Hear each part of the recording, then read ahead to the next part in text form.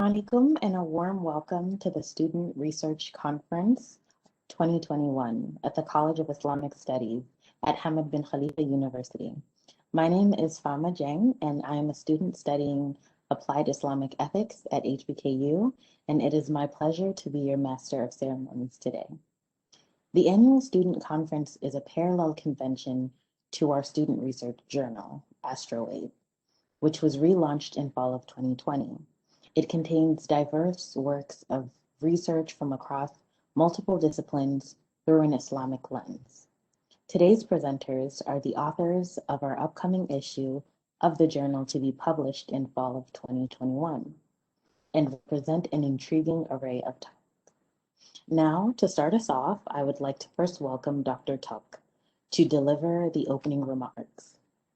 Dr. Muhammad Evren Tuck is the Assistant Dean for Innovation and Community Engagement at CIS. He also acts as the Program Coordinator for the Master's Program in Islam and Global Affairs at CIS, and is a member of the Advisory Board for the Astrolabe Student Research Journal. Dr. Evren, the floor is yours.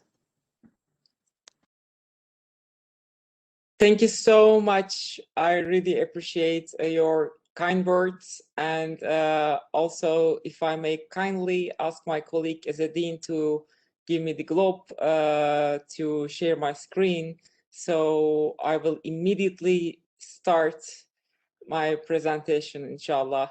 But before, I would like to congratulate you all and everyone who actually played a role in this wonderful event, and organizers, presenters, our colleagues in HBKU.com. So well done. This is really wonderful. And you reminded me of the very first graduate conference I had a chance to present my work in 2002. So almost 20 years ago. So almost, when I was a master's student. So without further ado, I wanted to do something a little bit extraordinary. It is not a traditional like opening remark, but I just wanted to kind of touch on something that's dear to me, which is a bit destructive thinking. So let me share my screen, and then afterwards, and if I can get, I can see Sabika actually, if she can validate that my screen is visible. Yes, okay. Dr. Everett, it's perfect. So this is the screen I want to start with. You may know the Maker Measures. It is taking a lot of my time, and what I feel that what you do in this amazing event is a great illustration of the very important message that we have been trying to give in Maker Measures, that student-driven approach, student initiatives, students taking the lead, and producing. So, and today is also another example of we design new normal, because yes, there are extraordinary times. There are actually a lot of challenges that impede our ability to get together. But on the other hand, we are able to adjust to the new normal, which is organizing our regular events on a digital format. Who knows, maybe things will change, but definitely we will be in a new normal. So I believe that our event is a good example of what Maker Majlis Design Post-COVID Humanity has been illustrating. So I wanted to deeply share with you that the whole Maker Majlis community is also wishing today's presenters and audience a splendid experience. And it means a lot to us to be able to work together. So, so let me get started. What do academics do? Maybe you are not familiar with this object, but this has been found in November 2020, just 6 months ago, in United States of America, in Utah. And this is considered as a monolith. Okay, it's like a metallic constellation, and in the middle of nowhere, there's no need for details. And do you know who discovered this? Biologists, when they were actually doing this really extraordinary work in the middle of this area, remote area that no one goes, no one sees, right? But people believe that this metallic, monolith has been put here at least 4 years before it has been discovered.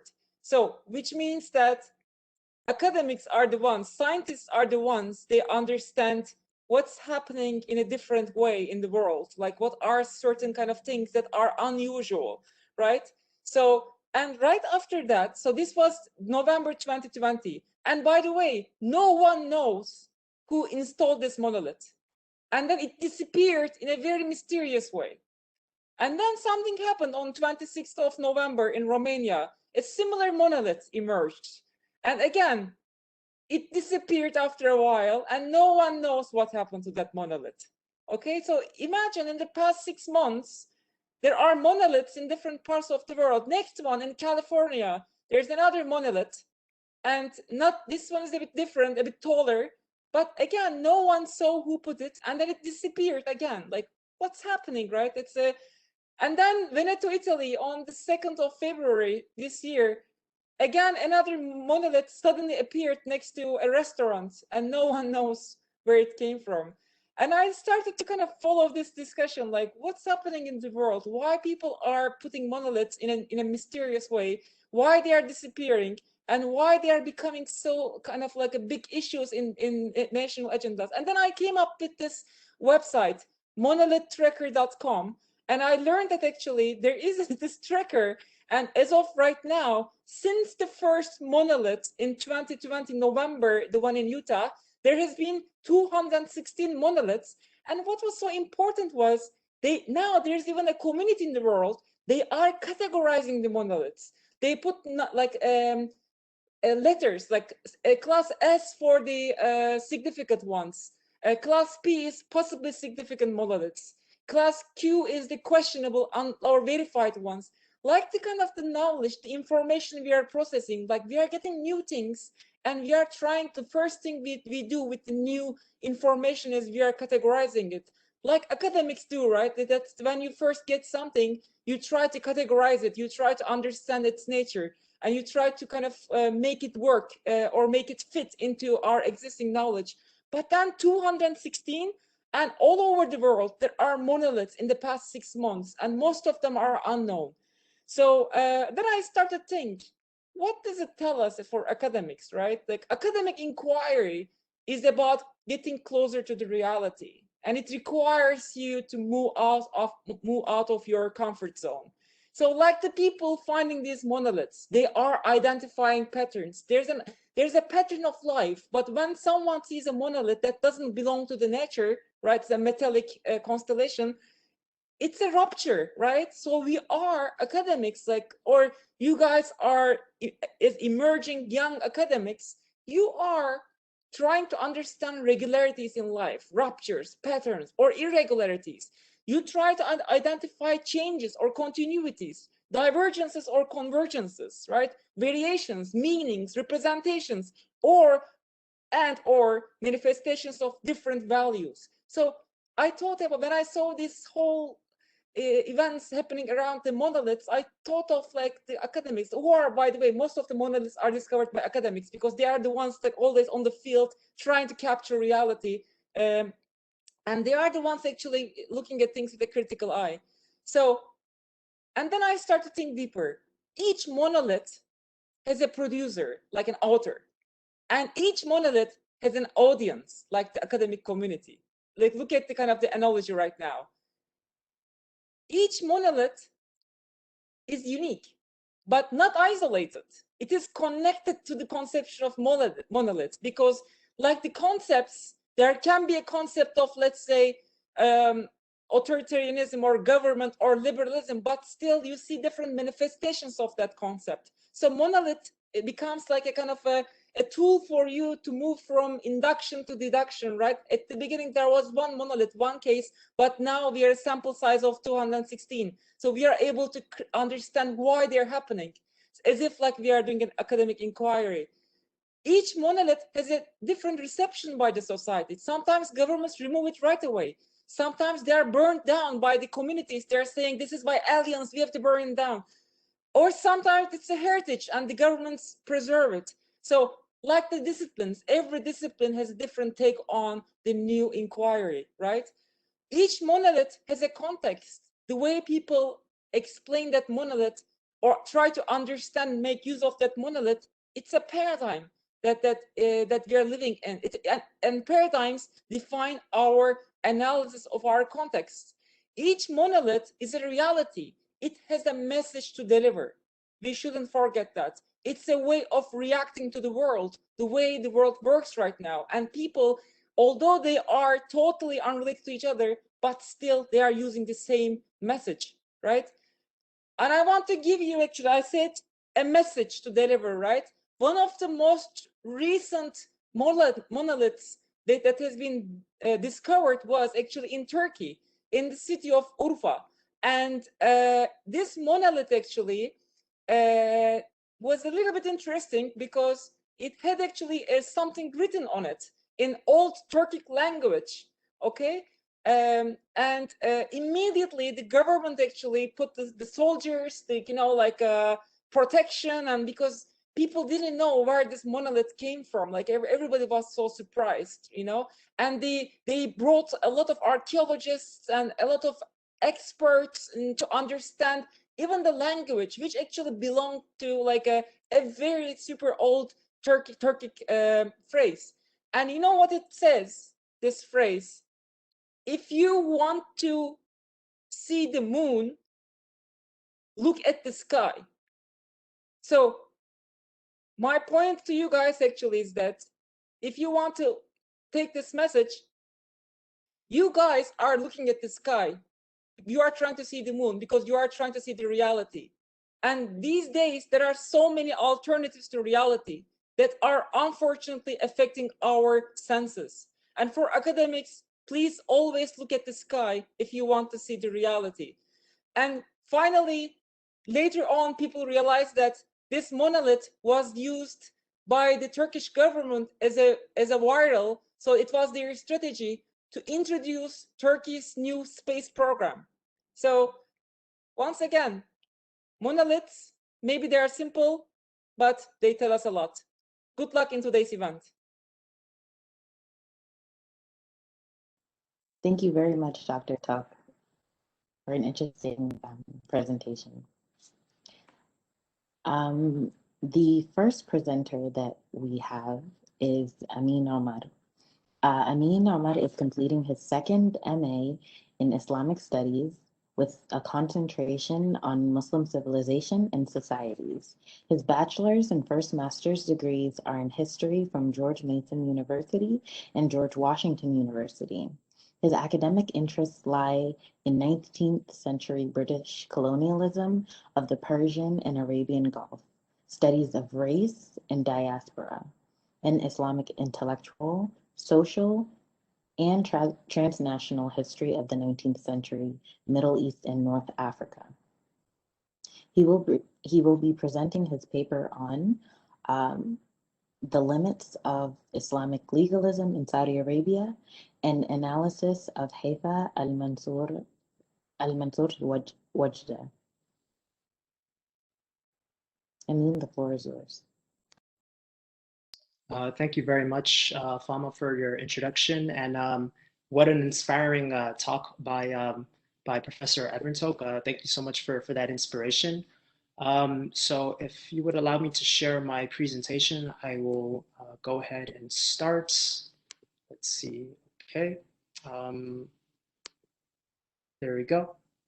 Okay, so as Fama had mentioned, my paper is titled The Limits of Islamic Legalism. It's an analysis on Khalifa al-Mansur's Wajda. The sections that I will cover is first, I'll give an overview of the film, and I will thereby discuss my thesis, the arguments that I make, the sources I use, and the subsequent sections that follow. So Wajda was made in 2012. It's the first feature film to be shot in Saudi Arabia and directed by its first female director, Khalifa al-Mansur. It relays the story of an adolescent female who goes through hurdles to purchase a bicycle. Along with the many social issues articulated in the film, Al-Mansur highlights the controversy of bicycle riding for females in Saudi Arabia. Wajda, who is the protagonist, and you can see in the photo here, is portrayed as a cheeky, independent-minded girl who wittingly, though naively at times, uses stratagems to navigate her conservative and patriarchal society. Despite having no money and facing discouragement from her mother, Wajda relentlessly tries to save up money to purchase a bicycle. She eventually enters her madrasa's Quran competition, wins enough money to purchase the bicycle. But upon the headmistress of the madrasa, she ends up finding out about Wajda's intention to purchase a bicycle, ends up redirecting the funds to other charitable causes. Towards the end of the film, Wajda's mother, whose worldview has been wrecked due to a disappointment in her marriage, purchases the bicycle for Wajda, encouraging her daughter to chase her aspirations beyond social dictates. Using film as a rhetorical vehicle, Al-Mansur underscores the challenges faced by women in Saudi Arabia and the dissonance between conservatism of the public sphere on the one hand and the profane predilections of people's private lives on the other. Similarly, my article seeks to tease out articulations of Islamic legalism exhibited in the film. I argue that Islamic legalism is conspicuous throughout the film and emblematic of limitations in the areas of gender, marriage, taqwa or God consciousness, ikhlas or sincerity, and al-waqi' al-ijtima'i or social reality. Often Wahhabism is at the center in debates concerning women's limitations in Saudi Arabia. The position of women, however, reflects an interplay between religion, the state, and social customs. Women's marginalization in the public sphere or the attempt to maintain women's mobility stems from the efforts to preserve notions of the family and women's status. Since the advent of anti-colonialism and secular nationalism in the Arab world, women have become the benchmark for modernization.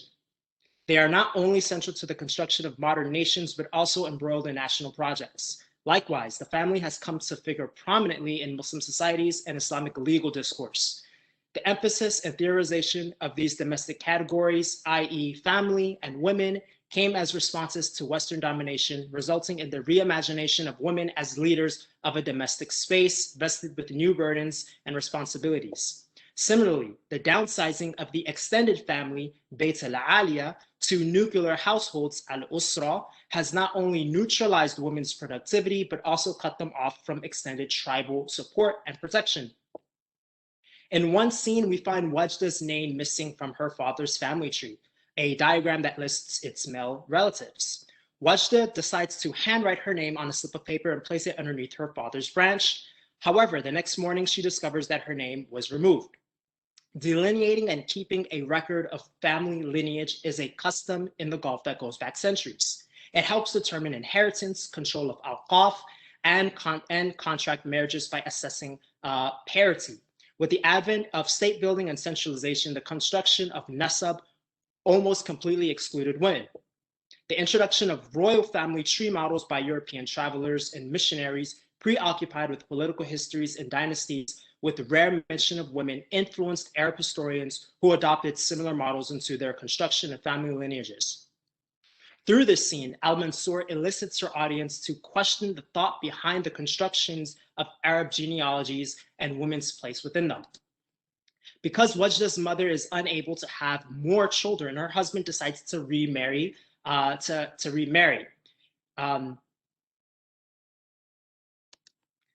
Infertility is just one of many reasons of polygamy in Saudi Arabia.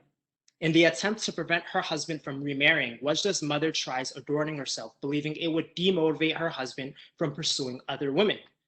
In all such cases, marriage revolves around the husband's needs, not the needs of women nor children. Cinematography allows Al-Mansur to articulate her ideal notion of an Islamic marriage that prioritizes monogamy, conjugal loyalty, and compassion. She does this by interweaving an ayat from Surah Ar-Rum into her film. The ayah denotes God establishing harmony, affection, and mercy between spouses, which Al-Mansur uses to advocate an esoteric and ethical approach to marital relationships. Wajda recognizably harbors feelings of impotence, a sentiment that is quite common among Saudi youth. Western pop culture is apparent in her taste of music and clothing. Al-Mansur signals to us that Saudi youth are not only becoming more aware of the world around them, but are also picking up habits untenable for the older generation to contain. Many Saudis who study abroad become conversant with the culture, political, and grammatical expressions of young globally minded activists, which they then mobilize back home. Despite facing barriers, Wajda and her interlocutors develop strategies to engage in activities they enjoy. In various scenes, characters utilize physical space, usually these discrete and closed-off areas, to engage in behaviors, conversation, and activities that the public domain considers reprehensible. These spaces could sometimes be the backyard of a madrasa, closed-off roads, kitchens, living rooms, balconies, or even the internet. I qualify these spaces as counter-publics, whereby women and youth construct alternative discourses outside of the official or dominant public. Various scenes in Al-Mansur's film set at Wajda's home, where we learn most about Wajda and her mother, not just who they are, but also what their physical appearance is. The joyriding scene in the city of Jeddah, a term to denote drifting, speeding, and performing all sorts of stunts with cars, is another counterpublic that displays forms of social opposition. Al-Mansur is acutely aware of the cultural and religious dimensions she recreates in her film. Although she recognizes that conservative Saudis would probably not appreciate her film, she is optimistic that they will stimulate robust conversation. To many, however, Al-Mansur and her film are part of Saudi Arabia's public relations campaign, whereby educated women are mobilized to project an image of cosmopolitan modernity. Women have been granted new capabilities and are gradually replacing the religious establishment in defining the roles and status of women in the region.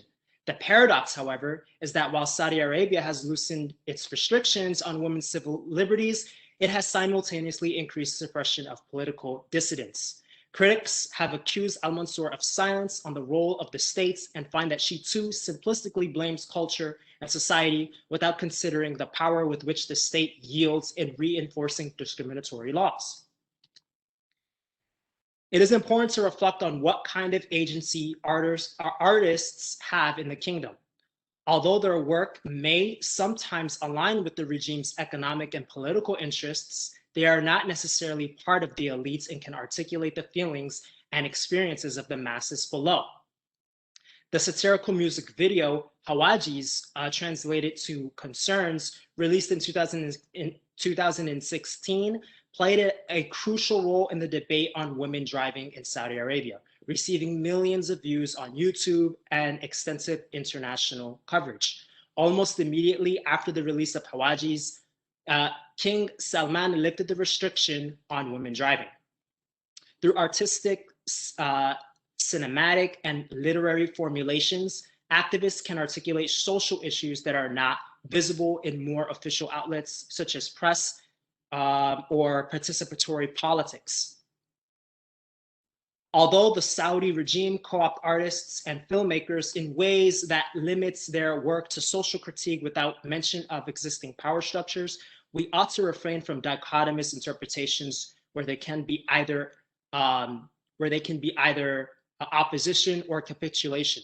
Al-Mansur and artists of her kind do not see their work as instigating political reform, more so than they see it as starting a conversation that's at home with the culture and religious values of society. Put simply, they operate within a limited agency whose body of work is meant to serve a form of limited political activism. To conclude, it's been my objective to outline how Islamic legalism in Saudi Arabia operate through a cooperation of the states, Islamic legislative bodies, and cultural customs. This relationship coalesces in rules that elevate patriarchal structures while relegating women to the private sphere. In turn, women develop counter narratives through the utilization of space. While women are at the center of Al-Mansur's story, her film resonates with Saudi youth whose motivations and sensibilities contrast their environment. Though several social changes have recently come underway in the region, Al-Mansur's film depicts issues that are still ongoing. Thank you.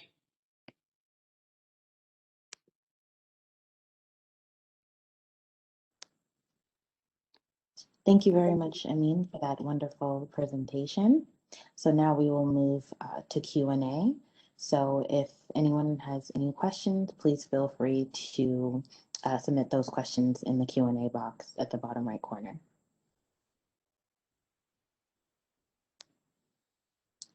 So we do have one question. So the first question is, what is the relevance of the niqabi women that were included in your presentation? I mean. Okay. Yeah, that's the niqabis who are in the amusement park playing bumper cars. Okay. So there's two illustrations of niqabis. One of which is actually a photograph by the artists whose name is Arwa al-Naimi. And what she used, this was actually a photograph that you can kind of say went viral some years back. And the interesting fact about it is that it sort of illustrates a paradox, you can say, that although you have women who are dressed in these dark and gloomy veils, they are still nonetheless able to go to amusement parks and have a good time. And it sort of contrasts, like it puts into question like this contrast, or like this idea that women in Saudi Arabia kind of, live on the outskirts of society and are kind of not necessarily involved, or not having a good time. It upsets that a little bit. It complicates that, and so the image, the photograph, gotten a lot of you could say interesting. It kind of troubled people's paradigm in how they observe women in the region, especially women who are dressed in that sort. Now there's another picture, and it kind of does the same thing. You see women who are skateboarding, and this is the music video Hawajis back in 2016, and it also kind of speaks to this notion of women being sort of docile in a sense that they are not willing to, or they're willing to just be comfortable with the situation, with them not being able to drive. And you got to remember, like, these illustrations were before the recent policy that was lifted on women driving. And so these were like important drivers that had allowed for, or people would like to say had allowed for that new policy to go into play. Thank you very much, Amin. Thank you. We have another question from Noor. Can you speak more about how your analysis of Wajda reveals the limits of Islamic legalism? So here's the thing. Al-Mansur, she doesn't consider herself less of a Muslim because of things that she disagrees with, whether it be, their religious establishment, whether it be certain fatwa that prevents women from driving. She doesn't see herself as less of a Muslim. So the question then comes, to what extent do, fatwa that we now see are kind of being rescinded? To what extent does that capture, let's say, morality? And there's this, we sort of take for granted that, I don't want to say we, but, there's a notion that usually through fiqh, you arrive to a sort of ethical inference. And Al-Mansur this film kind of questions that.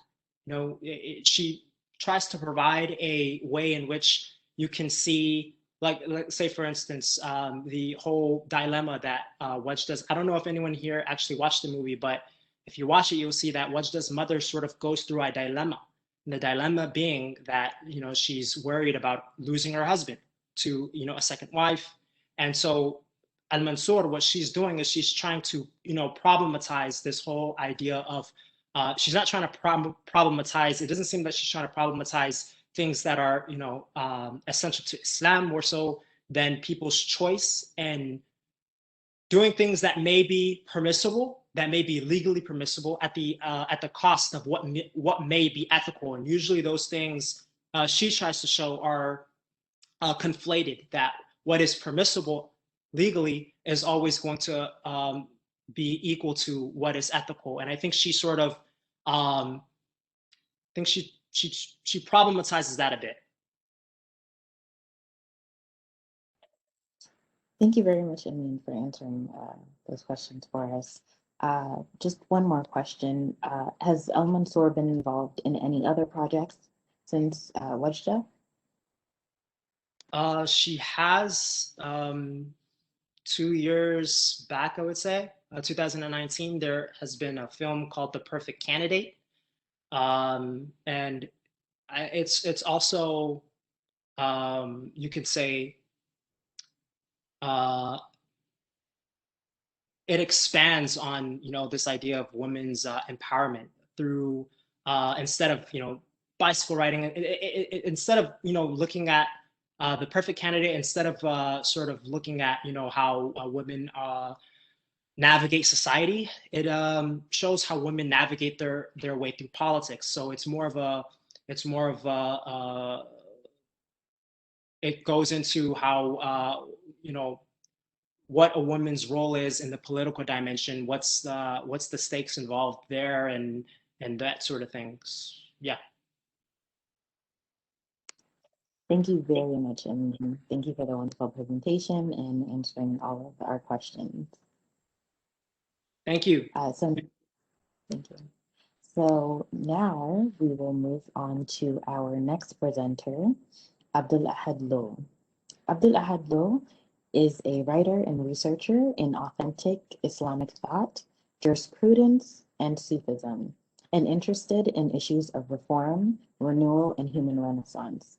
He is class of 2021 student for the master's program in Islamic studies with a specialization in contemporary Qur'anic studies.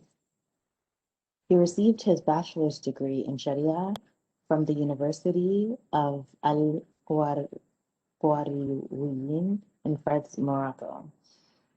He has a hafid of the Holy Quran and an active member of several cultural and social associations, including the International Federation of Arabic Language. Today, Abdul, who will present in Arabic, discusses the theory of tolerance from the perspective of Quranic diplomacy.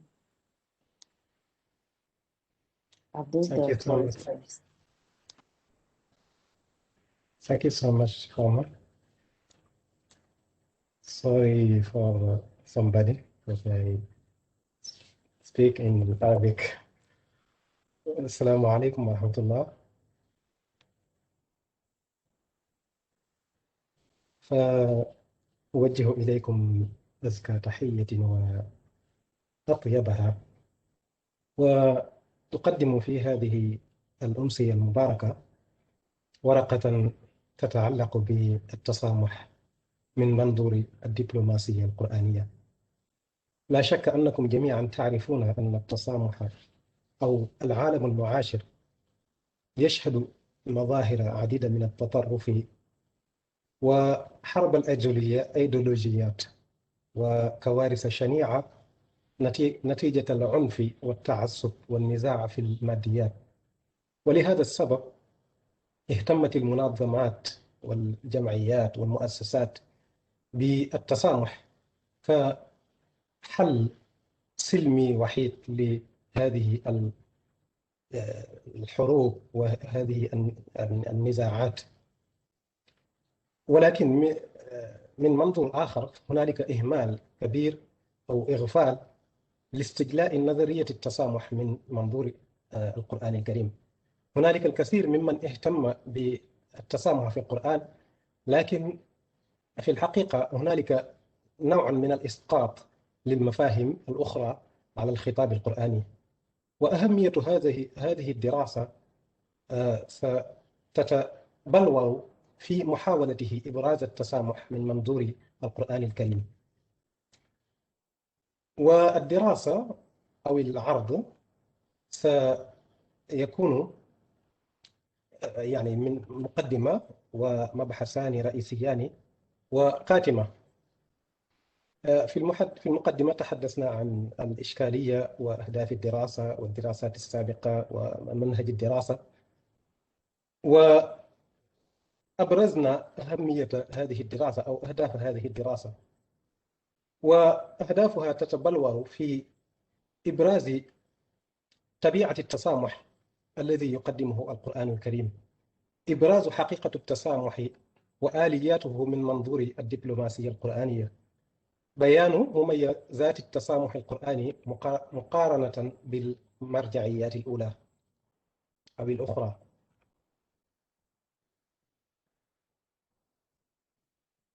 فيما يتعلق بصلب الموضوع وهو المحاور، فقسمنا البحث إلى محورين أساسيين.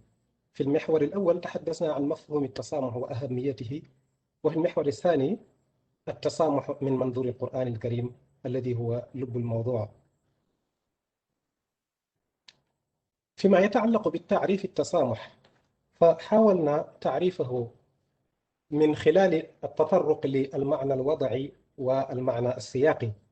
فلاحظنا أن التسامح من معنى الوضعي يحيل كما يشير علماء اللغة إلى السهولة، يعني الملاينة في المعاملة.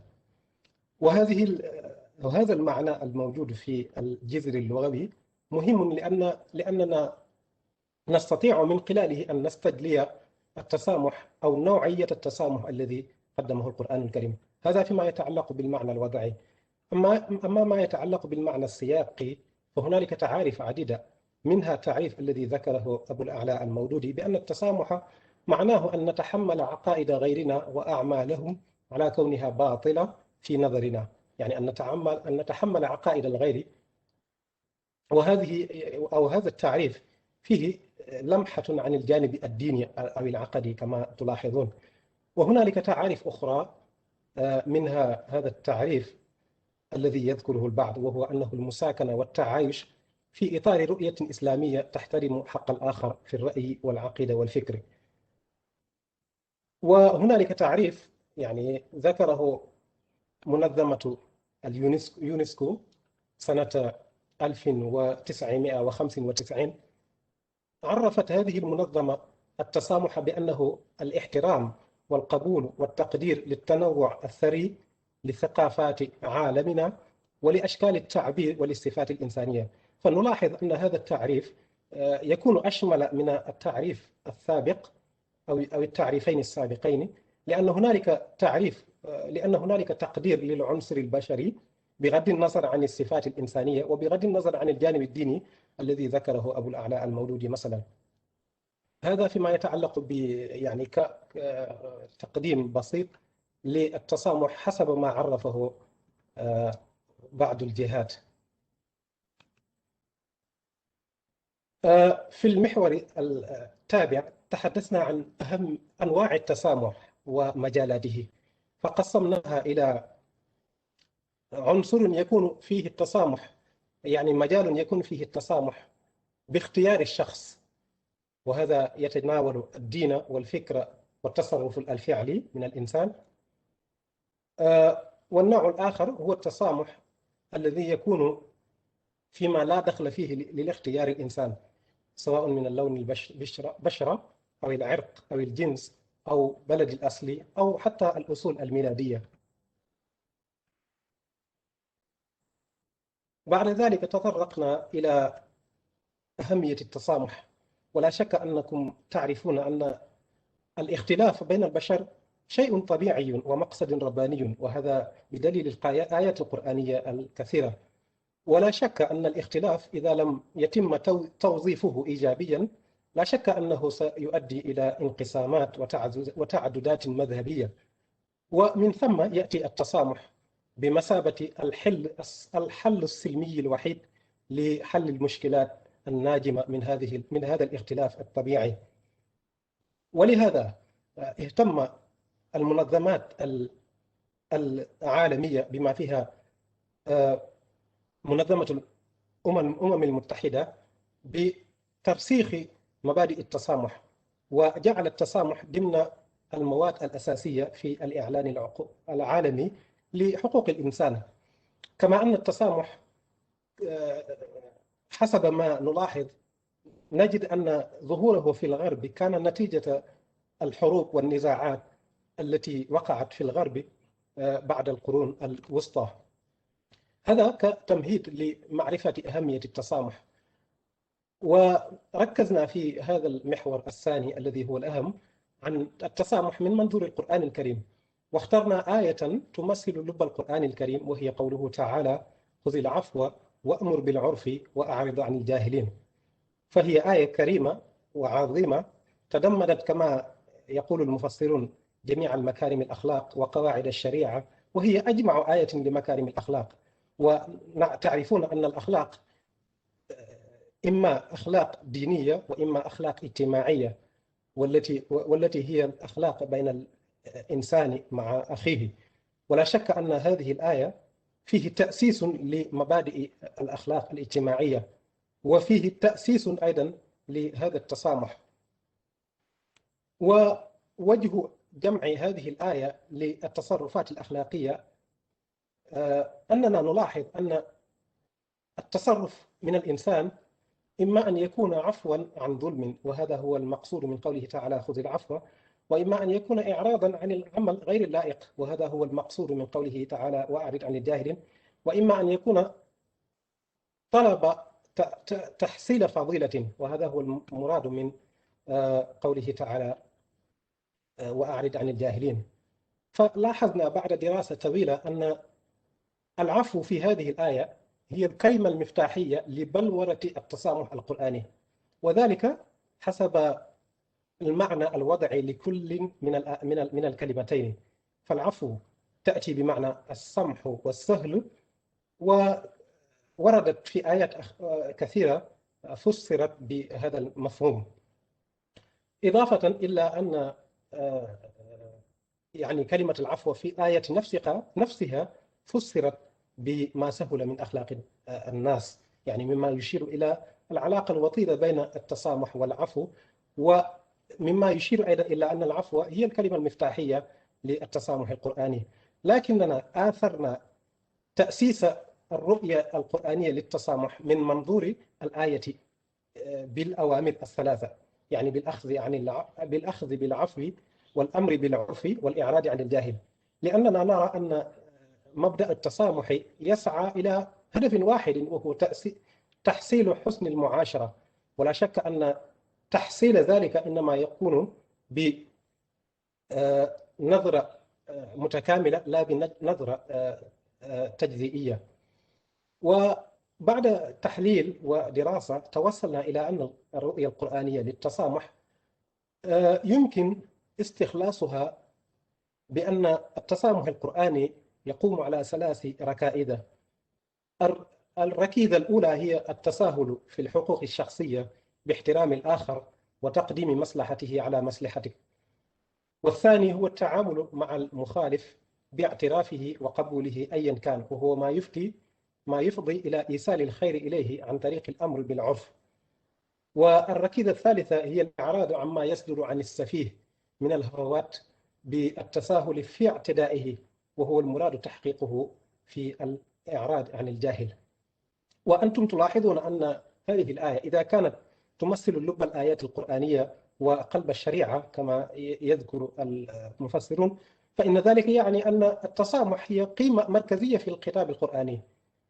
وبعد أن ذكرنا أن أو رؤية القرآن للتسامح بصورة موجزة، فنلاحظ أن القرآن الكريم يستخدم آليات متعددة لترسيخ التسامح، ومن هذه الآلية إلقاء الفوارق الطبقية. فالقرآن الكريم هنا تعامل معاملة غريبة وطريفة مع الاختلاف، فهو قام باعتبار الأوصاف الجبلية أوصافا طردية بعبارة الفقهاء كما يمكن أن يقال، وجعل المعيار وصفا آخر داخليا وهو التقوى، وذلك من قوله تعالى إن أكرمكم عند الله أتقاكم. ثم جعل هذا أستاذ الاختلاف.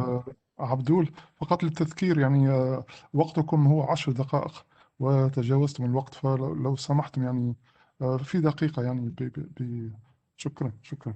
نعم. إذا هذه هي الآليات يعني الأساسية التي استخدمها القرآن: إلقاء الفوارق الطبقية، مشروعية الحوار، وترسيخ مبدأ الصبر باعتباره آلية مهمة. وذلك ما جعل التسامح القرآني بغض النظر عن كونه تصرفا فهي تمثل عبادة كثيرة. وهنالك يعني مميزات كثيرة للتسامح القرآني، منها المعالجة من الأصل والارتباط بعبادة الله والشمولية والأصالة والفعالية إلى غير ذلك مما يعني يتضمنه التسامح من منظور القرآن الكريم. ونعتذر عن هذه الإطالة، ففي الحقيقة هي إضاءات أكثر مما هي محاضرة. والسلام عليكم وشكرا على حسن الاستماع.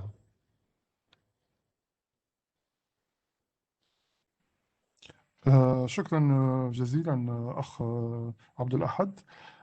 وصلتنا بعض الأسئلة من طرف الحضور الكريم، بالتحديد سؤالين، فلو تسمح وتتكرم أود أن أقرأ عليكم هذه الأسئلة ولو تتكرمون بالإجابة.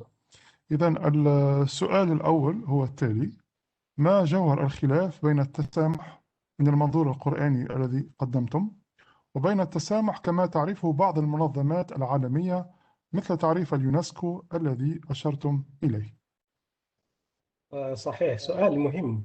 فأظن أن التسامح الذي قدمه القرآن الكريم يختلف بصورة جذرية عن التسامح الذي تراه المنظمات مثل تعريف اليونسكو، لأن القرآن الكريم في تعريفه للتسامح قدم رؤية متكاملة، ولأن القرآن الكريم نظر أيضا إلى التسامح باعتباره عبادة. فنلاحظ في تعريف اليونسكو أن التسامح هنالك فقط يقتصر على القبول والاحترام، أما في التسامح القرآني فهنالك أمر بالعرف. فهذا يحيل إلى أن التسامح القرآني ليس فقط إيمانيا يعني داخليا فحسب، وإنما هو تأثير في الآخر. هذا هو جوهر مميزات التسامح القرآني. شكرا جزيلا. السؤال التالي: هل تعتقد أن هناك دورا للدبلوماسية القرآنية في حل القضايا السياسية العالمية، وكيف يمكننا تطبيقه؟ صحيح، لا شك أن هذه الرؤية القرآنية للتسامح يمكن أن يساهم في حل النزاعات العالمية بصورة كبيرة. ويعني ما قامت به مثلا المنظمة الأمم المتحدة ل يعني ترسيخ التسامح حتى لحل يعني بعض نزاعات بعض الدول، هذا دليل على أن التسامح يعني يمكن أن يساهم في حل النزاعات. ونرى أن التسامح الذي يقدمه القرآن الكريم يعني أنسب لذلك، خاصة أنه تسامح يعالج الأمور من أصلها. ونرى أن تطبيق هذا التسامح يكون بتأسيس منظمات تتبنى التسامح بواسطة أو بهذه الرؤية التي قدمها القرآن الكريم، والتشجيع أيضا على البحوث التي تقدم على التسامح القرآني. يعني هنالك رؤية قرآنية واضحة، ونرى أنها يعني ذات فعالية في حل النزاعات. فقد يكفي التطبيق، والتطبيق موجه إلى الجهات من المنظمات والمؤسسات الدولية. شكرا جزيلا. السؤال التالي والأخير: إلى أي مدى يمكن للتسامح القرآني أن يساهم في حل النزاعات العالمية؟ صحيح، يعني سؤال ربما أجبنا عنه يعني ضمنيا. فالتسامح التسامح القرآني كما ذكرت يتميز بالفعالية والأصالة. مساهمته في حل هذه النزاعات سيتم بواسطة الجهات، يعني وهنا يأتي دور المؤسسات الإسلامية خاصة، فعليهم أن يقدموا التسامح وفق هذه الرؤية القرآنية للكون، يعني لا يقتصرون فقط على نظرية الإسقاط التي نلاحظه يعني من الكثير، حيث يسقطون التسامح يعني وفق مثلا المفاهيم الغربية على الخطاب القرآني. نحن نريد تأسيس نظرة قرآنية متكاملة، وأظن أن مساهمة القرآن الكريم في حل ذلك سيتم أولا ببلورة الرؤية القرآنية أولا، ثم تقديم هذه الرؤية للكون بما فيها المؤسسات وبما فيها أيضا المنظمات، وأيضا أن يكون كل إنسان يعني يحاول أن يقدم هذه الرؤية القرآنية بتصرفه هو، يعني الإصلاح من تحت كما يقال. نعم. شكرا جزيلا وجزاكم الله ألف خير. ننتقل الآن إلى بقية البرنامج. So we can move actually Fama to the next presenter, please. Thank you so much.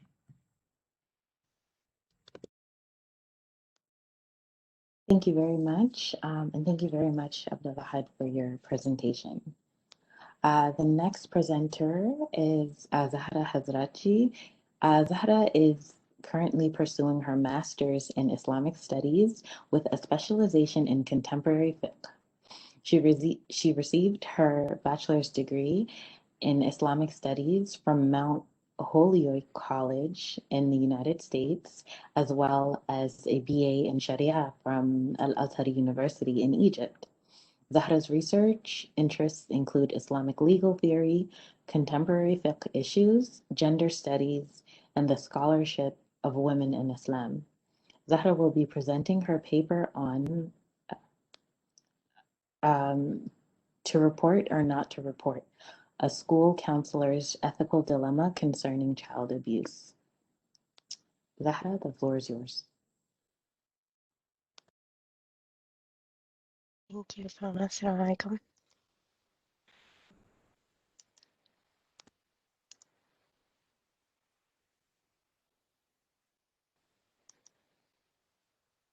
Okay.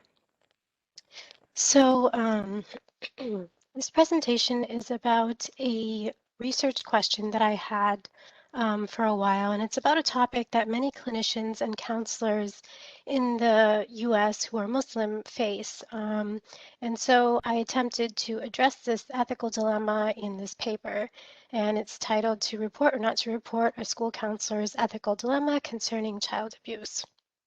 So we talk about the introduction to the dilemma and the dilemma itself, the elements in it, the idea of beating as a form of discipline, the legal consequences, and finally, the Islamic juristic perspective. So the case vignette is that there is a Muslim counselor working in the US, and she was counseling a Muslim child who she discovered was being beaten at home. And in the US, counselors are mandatory reporters, but she hesitates to report because she fears that the child may be removed from their home. And also, if she doesn't report, there are legal repercussions. And also, she fears for her reputation. So that's briefly what the background of this dilemma is. Now, conceptualizing the dilemma, there are three main parts. One is disciplining children. Is beating an effective tool in disciplining children, Islamically and ethically? And then the legal consequences. What is the case for mandatory reporters? And the Islamic juristic perspective can be looked at, this dilemma can be looked at based on the maqasid al-Sharia, or the higher objectives of the Sharia, in the preservation of the 5 objectives and the ranking between them. So first of all, beating as a form of discipline, is it an effective tool or not? So first we have to clarify that child abuse is serious physical injury that is inflicted intentionally. So that is what constitutes child abuse. And we look at that from the Islamic perspective as well as the universal ethical perspective. Now, from the Islamic perspective, there are numerous prophetic traditions that demonstrate showing kindness and having mercy towards children. One of them is that the Prophet ﷺ said, and this applies in general, that there should be neither harming nor reciprocating harm.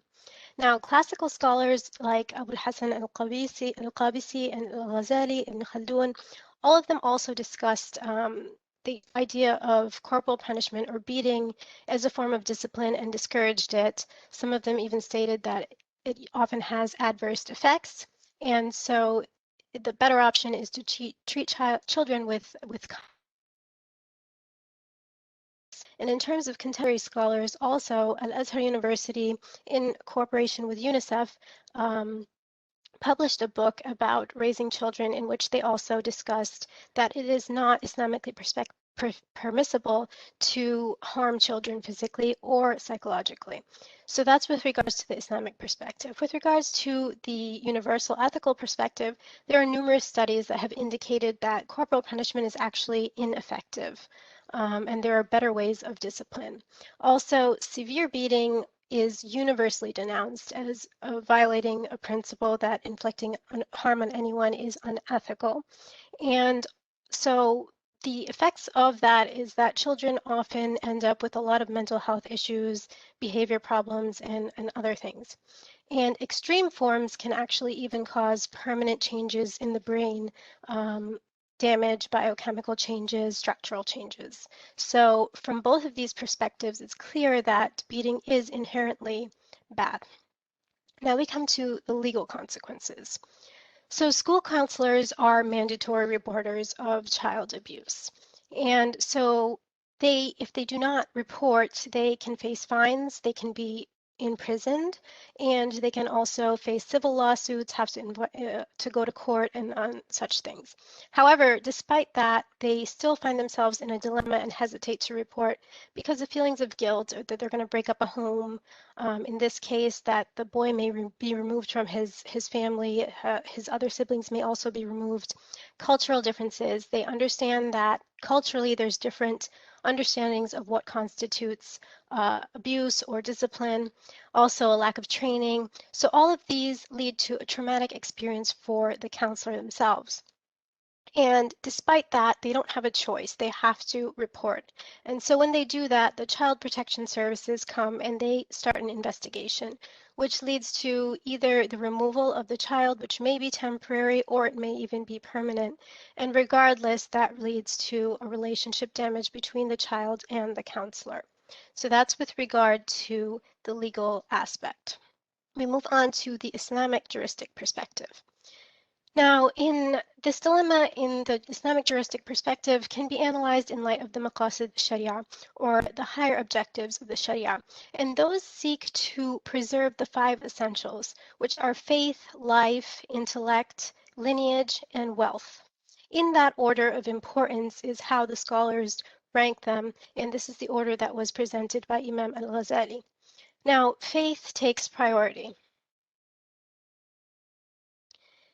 And faith is preserved by an Islamic upbringing in this circumstance. So if the child was to be removed, they would no longer, and placed into a non-Muslim foster home, they would no longer know their faith. In terms of life, that no physical harm should be inflicted. So that is how the life would be preserved. Intellect, physical and psychological trauma should be avoided. And with regards to lineage, the child's parent connection would be lost if the child were to be removed and placed in a different home on a permanent basis. So this is how these essentials are preserved. They're also preserved by enjoining good and forbidding evil, which is a duty that is incumbent upon all Muslims. And so in this case, the counselor has a duty to do that and advise the child's parents.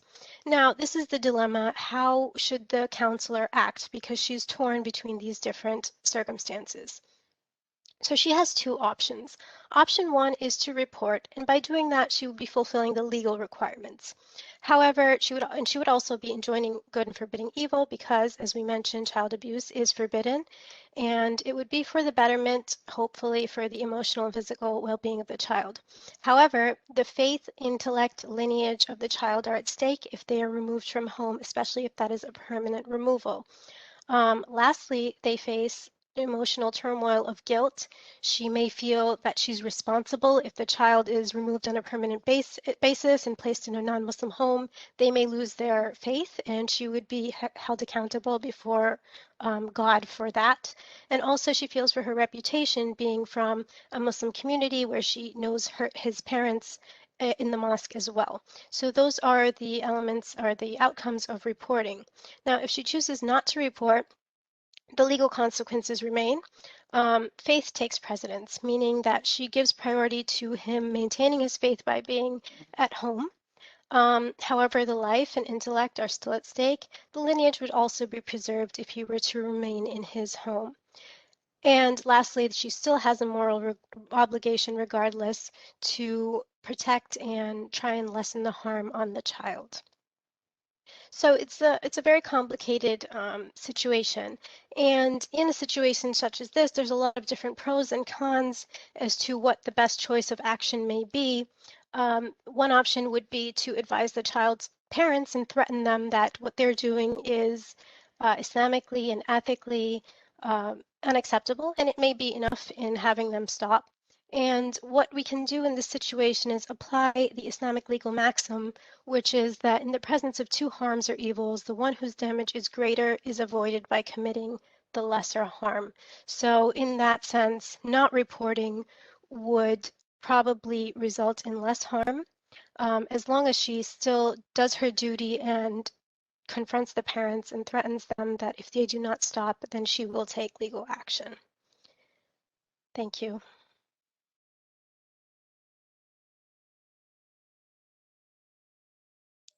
Thank you very much, Zahra. Thank you very much for that wonderful presentation. So now we will move to the Q&A portion. If anyone has any questions, just a reminder, you can submit the question in the question box at the bottom right corner. Just to start us off, I do have one question. So the mechanism for reporting is different from country to country, right? So then what constitutes as child abuse varies in different cultures and societies. So how can religious leaders play a role in helping mitigate the prevalence of child abuse? That's actually a really important question because the legal and the cultural aspects vary, it's critical that the religious leaders educate the public that child abuse is Islamically unacceptable. And they should highlight and emphasize the prophetic example that the Prophet ﷺ, he never beat anyone, and he only showed kindness and mercy to children. And there's one report where Aisha radiallahu anha reports that Bedouins came to the Prophet ﷺ and they asked him, "Do you kiss your children?" And he said, "Yes." And they said, "We don't kiss our children." And he said, "Well, what can I do if Allah has deprived you of mercy?" So he was always so merciful. And so religious leaders need to take on that role and explain to people that harm is not Islamically acceptable. Thank you so much. Yeah, that's a wonderful answer. Second question is, would such a dilemma also apply to other crimes, such as, for instance, witnessing thievery? What if capturing the criminal will leave an entire family of innocents destitute? And would the lesser harm be considered not reporting? Well, see, that's a very different circumstance because that has to do with the juristic system. And so it falls within the judiciary system, and it's not a matter of a counselor who's making a decision in her office.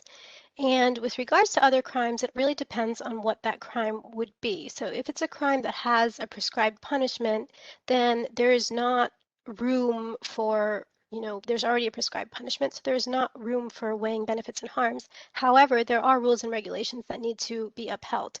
However, if it's a different type of crime, it still would depend, because when the rights of other people are involved, it doesn't give an individual a right to make a decision. These are all things that would be under the judicial system of wherever this would be happening. And Islamically, the juristic system is, it has specific requirements for all of these different circumstances. And so with regards to testifying, if a person is asked to testify, then they have to tell the truth. So as long as there is a prescribed punishment for a crime, there doesn't leave room for looking at pros and cons or the benefits and the harms. But in other situations, it may. So it's not like you can't always apply this principle. I see, I see. Thank you so much, Sada. Thank you so Thank you. much. Thank you.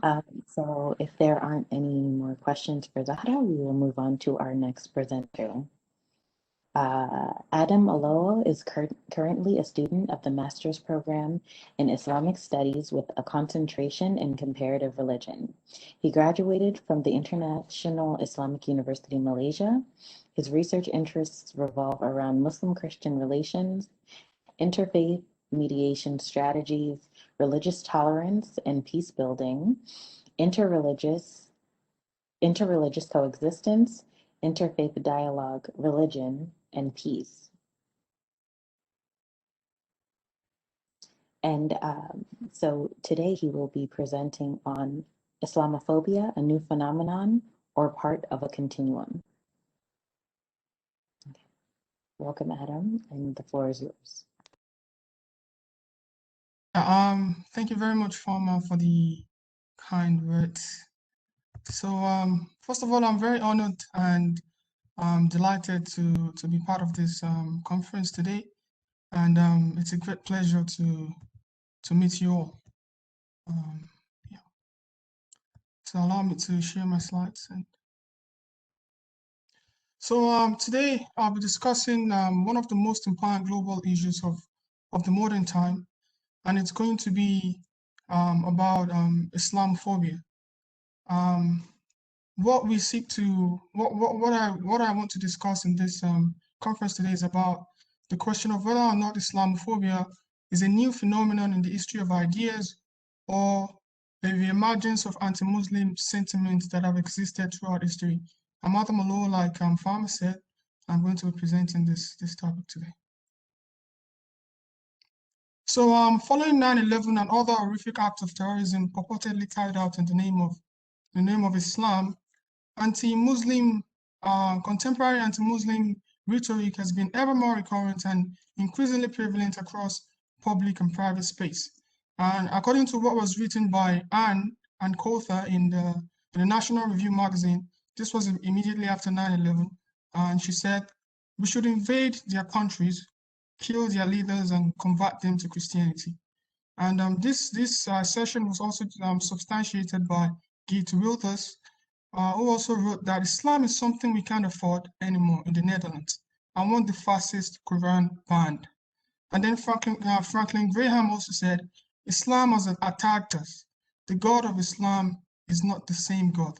Islam is a very evil religion."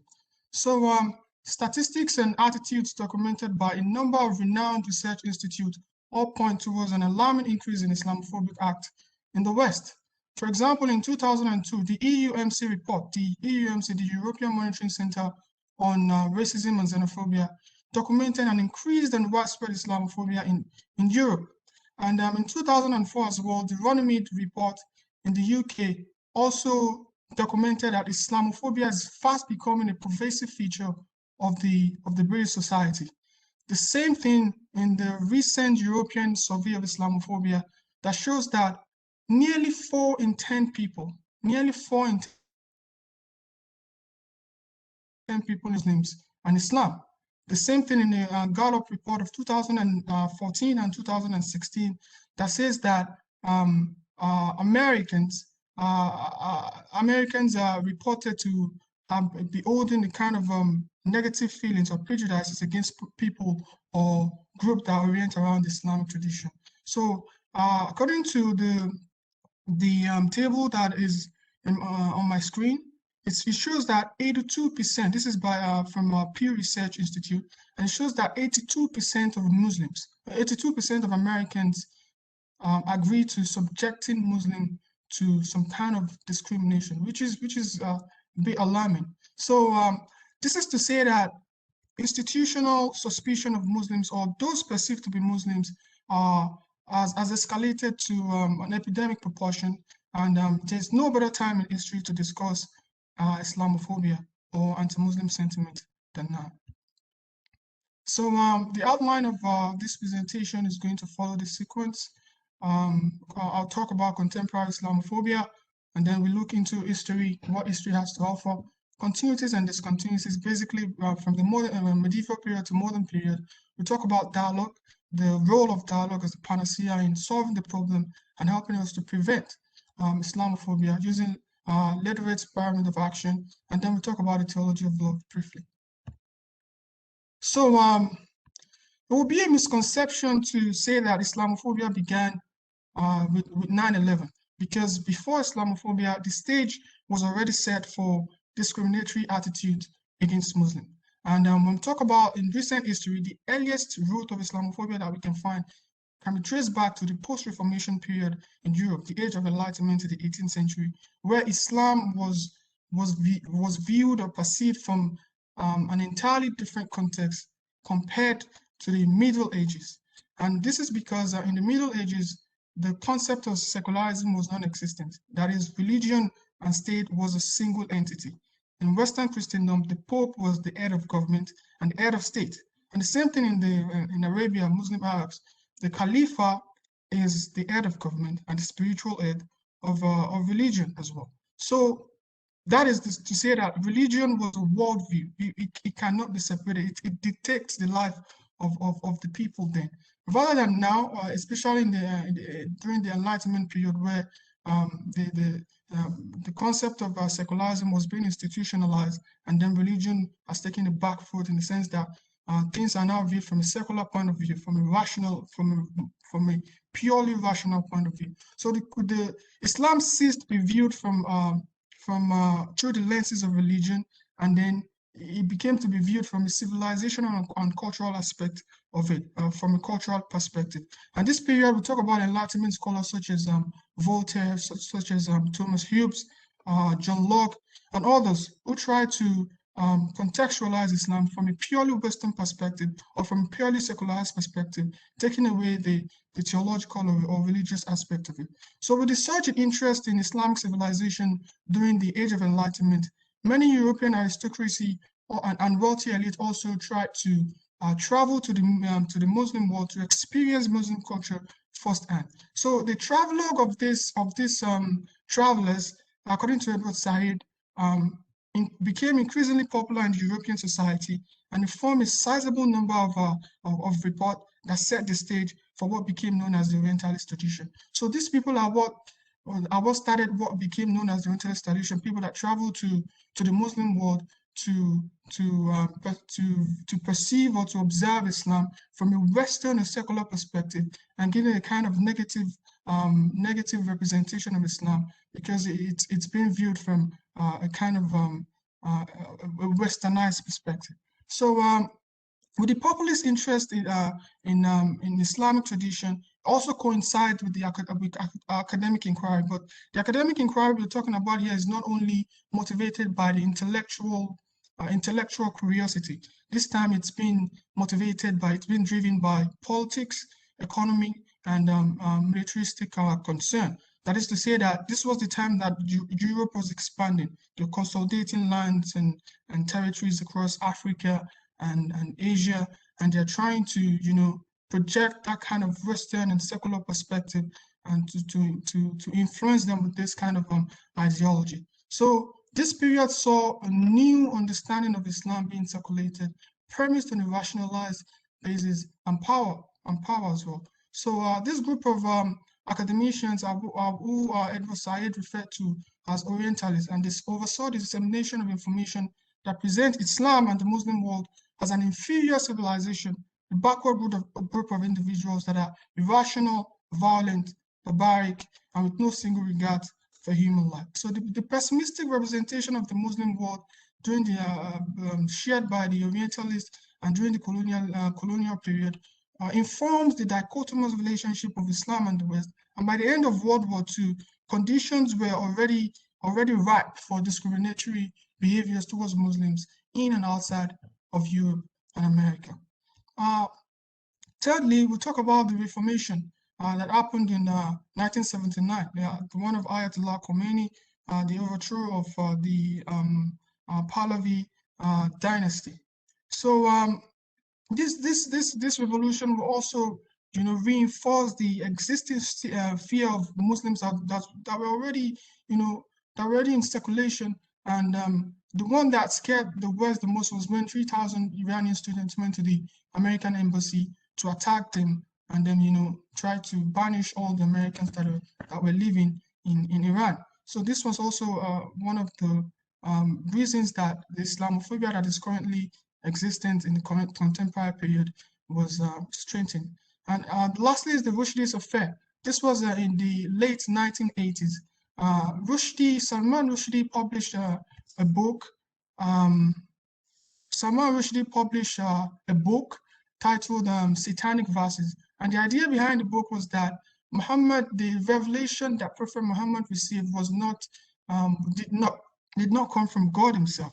It was actually initiated by Satan. So this was considered blasphemy by Muslims.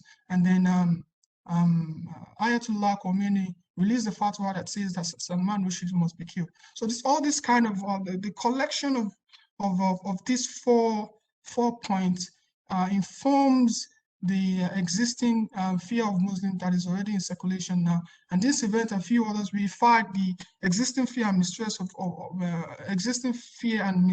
Muslims and Islam, the culmination of which led to the neologism Islamophobia. So Islamophobia is a really difficult term to define. In terms of its origin, it has been heavily contested in academia and attracted divergent views.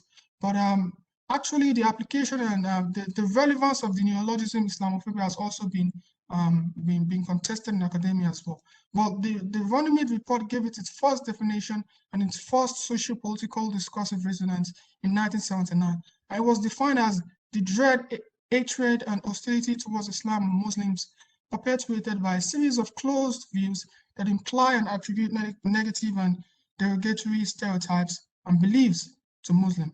Closed views here means that the perception of Muslims as being violent or barbaric is extended to all the Muslim population and not to a significant minority.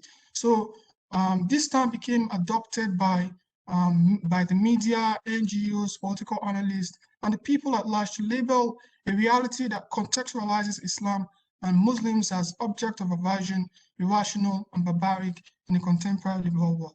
And with the occurrence of 9/11, 7/7, and the recent Salman Party's assassination in France, the idea of Islamophobia has become very strong and reinforced in the Western consciousness.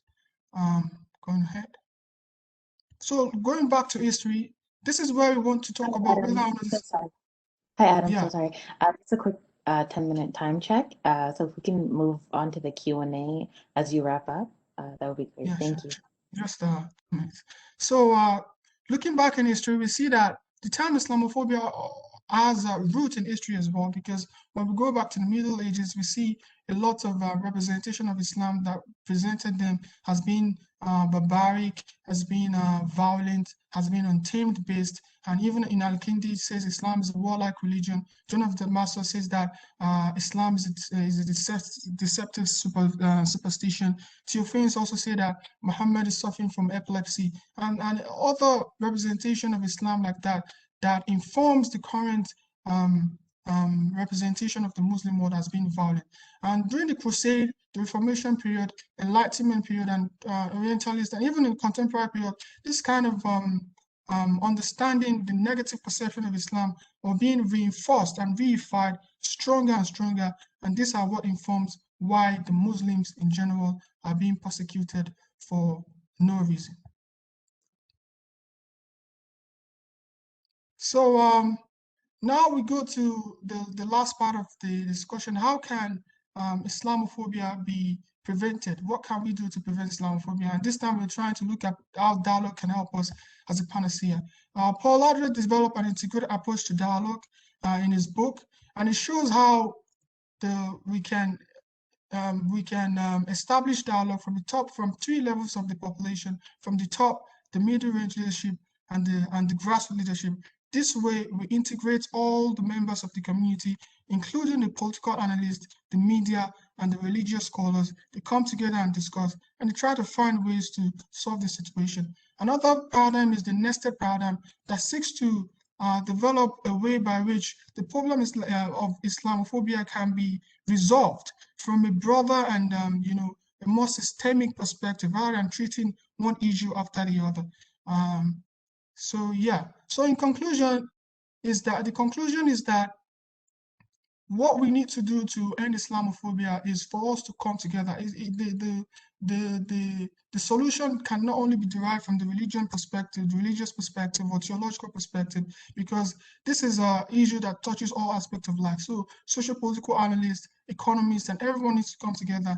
And this is how the problem of Islamophobia can be prevented or solved completely in the contemporary period. Thank you. Thank you very much, Adam, for your wonderful presentation. So now we're moving on to the Q&A portion. So the first question is, in the wake of what hijabi Muslims across the Western world, like France, go through, be it verbal or physical abuse due to discrimination and Islamophobia, will it be better for them to drop their hijabs or continue to wear them even in the face of possible threats to their life in the name of keeping to their Islamic ideals? Oh, that's an interesting question. Yeah, that's an interesting question. Personally, I would say that, at the expense of life, of losing one's life, I'll say that that comes first. We need to protect our life first before religion. But when you look at it from another perspective, you see that the women are when we talk about the expression of Islam, presenting Islam. Women are when you see a Muslim woman, you immediately know that this is a Muslim woman. So those kind of things help us in kind of presenting Islam in a much more peaceful fashion. I'll give you an example. Imagine an hijabi sister in a kind of university, graduated with first class and stuff like that. So those kind of images also present Islam in a way that shows that Islam is not a backward religion. We're actually very active in intellectual discourse. We're active in education. We're active in all this kind of. So taking the hijab off I don't think it's a very good solution in that kind of sense. But if it comes to it, I would say that they should remove it if it's very dangerous. But at the end of the day, it has its own advantage. So I wouldn't say that probably. I wouldn't give a yes or no answer to that. I'll just leave it like that. Thank you. Thank you for your answer. So the second question is, as Islamophobia increases and fear increases, do you think that there is a parallel movement of positive interest in Islam because of the curiosity it creates? Yeah, that's actually a good question. I think a lot of movement are actually in place now to try to understand Islam or to try to dialogue with Islam. And this also started with an initiative that started in the West. It talks about the idea of bringing Muslims together and even Jews to talk about their religion, try to understand it from their own perspective instead of just criticizing them for something that they don't even really have an understanding about. And there are lots of books that talks about how Islam and West can come together to come to an understanding as well. And Skung published a book on global ethics, that is, through ethics, Muslims and Christians and the West can come together and try to find a common ground to discuss and try to understand each other from a very neutral perspective, because ethics is something that everyone knows about. You know that it's a crime to kill, and this is what religion teaches us. So that way, it's also a movement as well. And there's another movement that is also talks about love in a way that through the concept of love that says love your neighbor as yourself, that we are obliged to express love, to extend love to anyone, even if it's our enemy. It is our obligation as human beings. So this kind of movement are already in place, and with time and understanding, a good understanding of Islam would prevail. Thank you very much, Adam, and thank you for all of the questions. So now we are going to briefly close for the prayer break, and we will be back promptly at 5:50. So see everyone later. Assalamu alaikum, everyone. Welcome back. So now we will move on to our next presenter, Hamim Azad. Hamim is a MA graduate of Islamic Studies with a specialization in Islamic thought and applied ethics as part of the class of 2020. He will be pursuing his second master's at King Abdulaziz University in Jeddah or his PhD at Marmara University in Turkey. Hamim will be looking into the ethics of procreation from the ancient female infanticide, Wad al-Banat, to the modern sex selection. Hamim, the floor is yours. Thank you, Fama, for the introduction. Please allow to share my screen.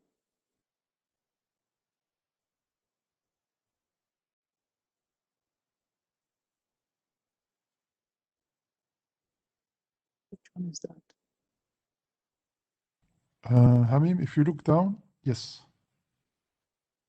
Does it show? Yes, indeed. Thank you so much. All the best. Okay.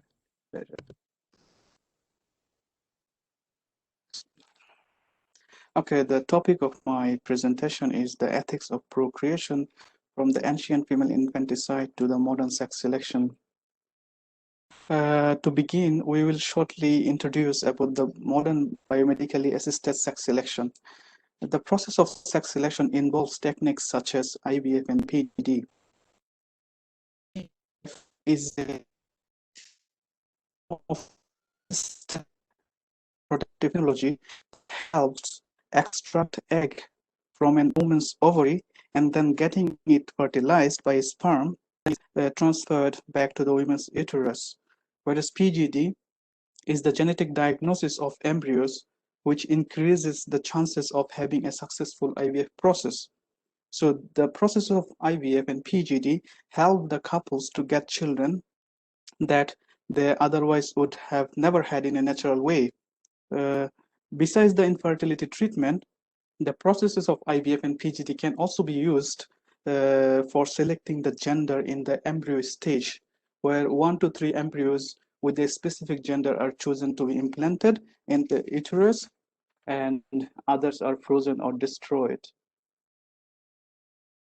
Now, this form of sex selection for non-medical reasons denotes preferring one gender over another gender for many social and economic reasons, which reminds us the scenario of pre-Islamic age, where having girls used to be thought of as a source of shame, disgrace, and humility in the family. Hence, girls were sometimes buried alive, which the Quran refers to as the phenomenon of female infanticide. Now, the practice of sex selection for non-medical reasons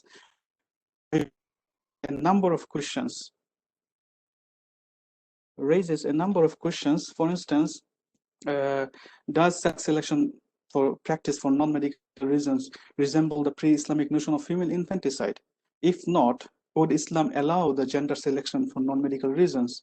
The third, is terminating the surplus embryos in the process of selecting gender tantamount to killing or homicide? So we have tried to answer all these questions in our paper, which we will also address in our presentation today. In order to address these questions in a systematic way, at first, we will briefly present the phenomena of female infanticide of pre-Islamic Arabia and the reasons behind such a practice to assess whether or not the modern form of sex selection is motivated by the same reasons. Several verses in the Quran describe the custom of infanticide, which seems to have been widespread in the pre-Islamic Arab society for several reasons. After going through a good number of Quranic exegesis and their interpretations, we come to conclude that pre-Islamic Arab societies were involved in infanticide of both genders due to the fear of poverty. However, killing of the daughters prevailed, as we found in the exegesis. Another reason why daughters were sacrificed is due to the blind loyalty of pagan Arabs to their partners, to whom they used to worship. Some exegesis mentioned that the partners here include the ones who used to serve the idols. So this was a ritualistic reason, rather. Another reason why the Arab pagans used to commit female infanticide is due to the fear of disgrace and humiliation that they may have to go through once their daughters are taken as captives and then enslaved. Moreover, the pagan fathers were concerned that they would be forced to marry off their daughters to the people they didn't like. So we find that the tribes such as Khuja'a, Mudar, and Tamim were known especially for practicing this immoral custom of female infanticide. Okay, from Quranic verses and their interpretation, we find that there was a dominant preference for a particular gender, namely the male children, which also took the form of putting the life of early born female children to an end. So thus, in one way or another, one can speak of a primitive form of sex selection. However, in the modern time, biomedical advancements can help people to opt for sex selection by choosing to implant male embryos in the women and by avoiding the female embryos, and thus not killing any born female child as in the pre-Islamic Arabia. However, the question arises as to whether or not sex selection of any gender is allowed for non-medical reasons from an ethical and religious point of view, which will be answered now. With regard to the non-medical reasons for sex selection, majority of the Muslim scholars rule out its permissibility. They state that sex selection for non-medical reasons opens door to discrimination against female embryos and fetuses. And also sex selection would create a demographic imbalance in the society that may eventually lead to same-sex relations. Moreover, they argue that there is no basis for allowing the practice of sex selection, as sex is not a disease which must be determined in advance. On the other hand, we find a minority group, a group of scholars who find it permissible. They say that there is scriptural prohibition. Moreover, they argue that everything in the universe is available for our exploitations and can be explored and used by human as long as there is no harm in it. Moreover, they argue that if asking or praying to God for son or daughter is allowed, it should be also permissible to pursue it in action. In that case, the sex selection, to take sex selection into action. Okay.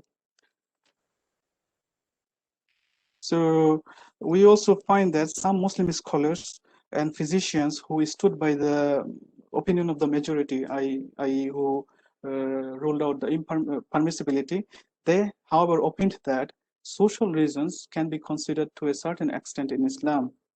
They argue that the general prohibition of sex selection may lead some women to vulnerable situations in many societies where having sons remains central to women's well-being and status.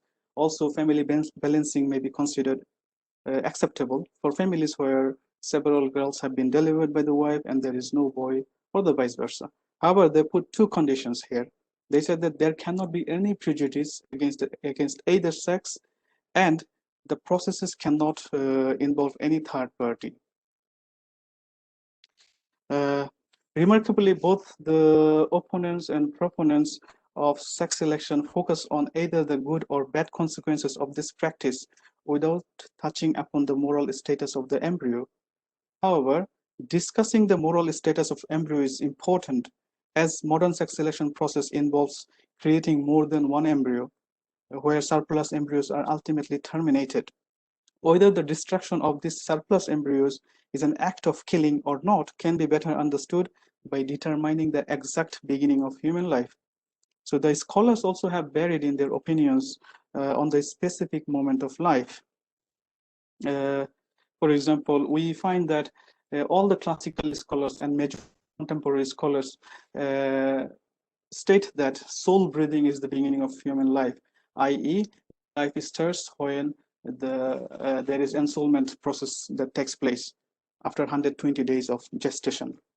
So this is proved by the prophetic report that has been narrated by Ibn Mas'ud. Moreover, they reasoned that if death occurs when the soul leaves, life should start when the soul is breathed in. They also argue that the scriptural text, i.e. the prophetic narration by Ibn Mas'ud, is definitive and is not open for any interpretation. Also, they added scientific knowledge is speculative in nature and thus can change over time. On the other hand, we find a group of scholars and Muslim physicians who state that conception is the initial point of human life, i.e., life stirs when the egg of woman gets fertilized by the sperm of man. They reasoned that the discovery of modern biomedical knowledge demonstrates that embryogenesis is an entirely constant process. Moreover, they argue that the practical ruling in Islam, one of the arguments, the practical ruling in Islamic law considers pregnancy as a valid excuse to postpone death sentence on pregnant women without any differentiation between the period before or after the soul breathing. So they mean to say that sex, in that case, life starts right with the conception and life should be protected from that moment on. Now, we will try to find the answers of the... I'm so sorry. I just wanted to give you just the 10-minute check-in. Okay. So if you don't mind. I'll just take 2 more minutes if possible. Okay, no problem. No problem. Okay. So we'll try to answer the questions that we tried to raise. Is terminating the surplus embryos in the process of selecting gender tantamount to killing or homicide?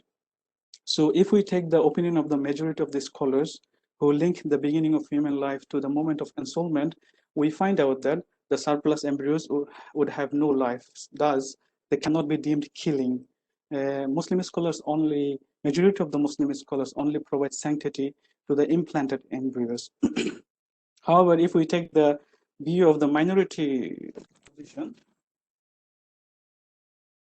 who say that woman's egg, the life starts when woman's egg gets fertilized by the man's sperm, in that case, embryos in the IVF process would be seen as human beings. Thus, destroying any embryos in the process of selecting the sex will raise serious ethical questions about possible infanticide. Now, does sex selection practice for non-medical reasons resemble the pre-Islamic notion of female infanticide? I would actually say not strictly, because sex selection process for non-medical reasons does not involve terminating an already existing human life. However, there are still similarities between the sex selection and the notion of female infanticide. As we can see in sex selection process, the process itself blocks a potential human life from taking its normal course of growth. And this is by choosing not to implant the female embryos due to its gender.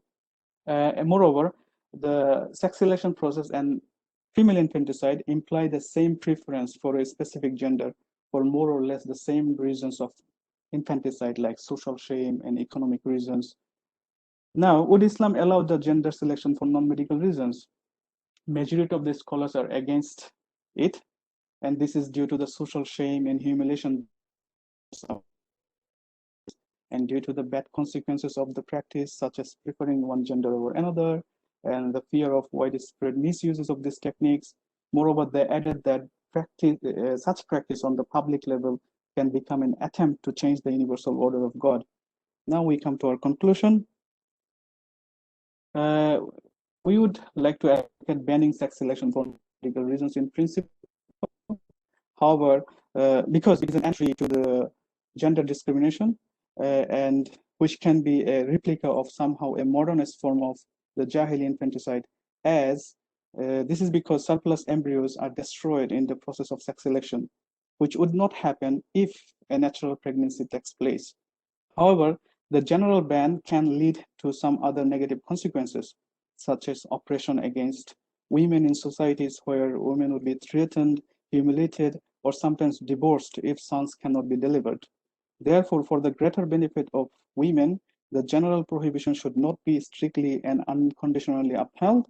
Hence, the particular case of sex selection for non-medical reasons should be permitted or forbidden based on the merit of each case. And moreover, this should be observed by such committee who is well informed of the Sharia medical ethics and understand the religious and social implications of medical practices. Thank you so much. With this, I end. Thank you very much, Hamim, for such an interesting presentation. So we will move on to the Q&A portion. And just a reminder for everyone, if you have any questions, you can just submit your question in the question box at the bottom right-hand corner. So the first question we have is, in the case of IVF, some embryos may be used while the balance is frozen. Is there any ethical dilemma on freezing these for later use? Mm-hmm. So there are also research regarding this. If I scholars do permit freezing the embryos, but in that case, these have to be used only when the husband is alive and can be used after the death of the husband. This is like the scholar's opinion, some of the scholars' opinion. Thank you very much. And just one more question. In the case of gender selection, there's a clear prohibition for choosing to have boys.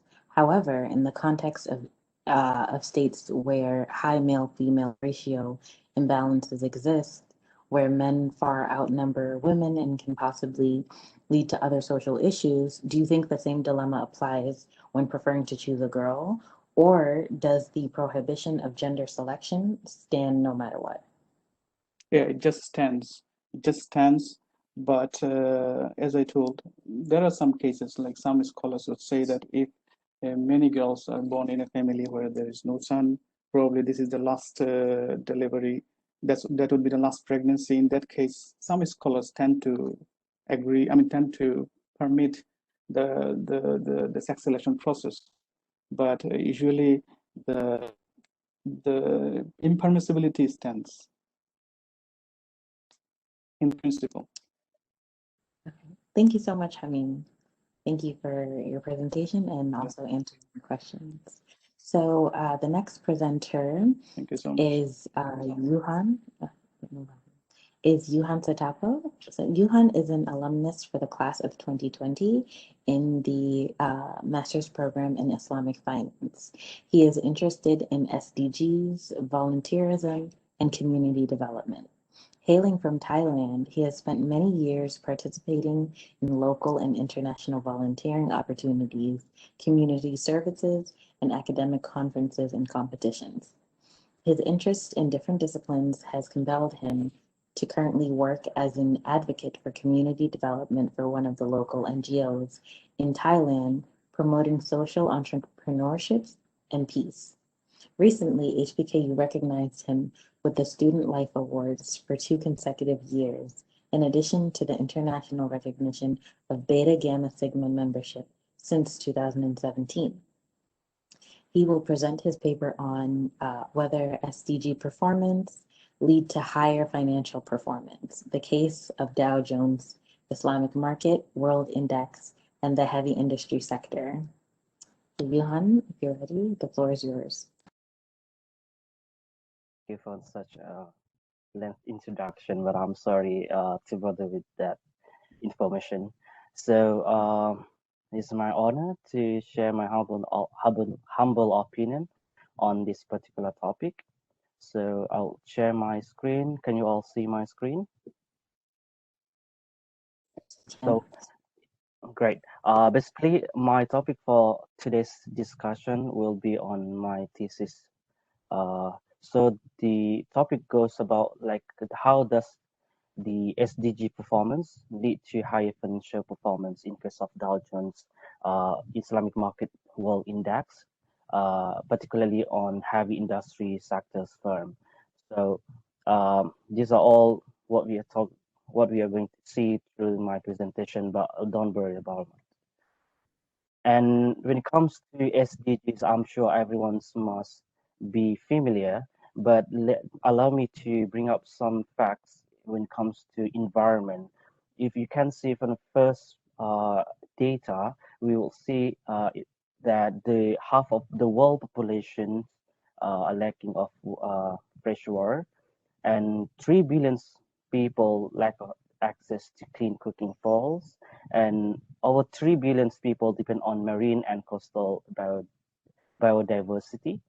And we can see a lot of percentage when it comes to land degradation. So these are all the data reported by United Nations.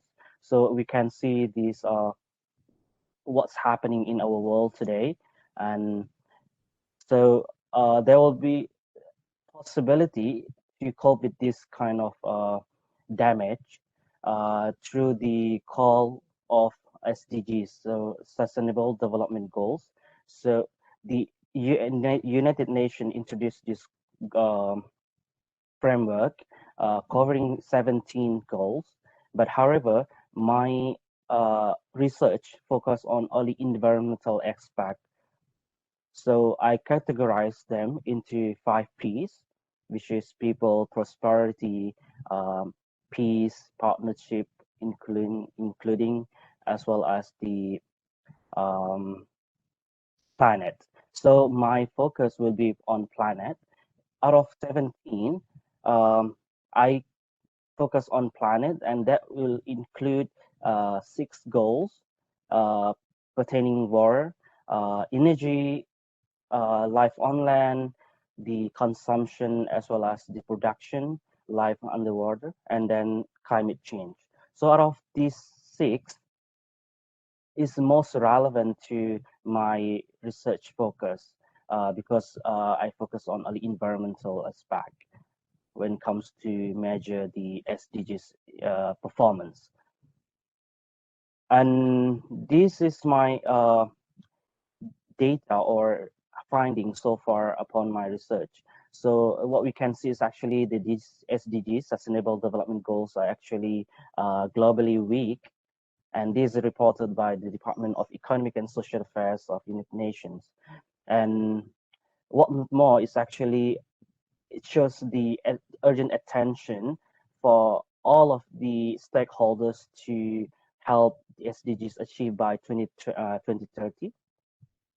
And when it comes to my research, I focus on heavy industry.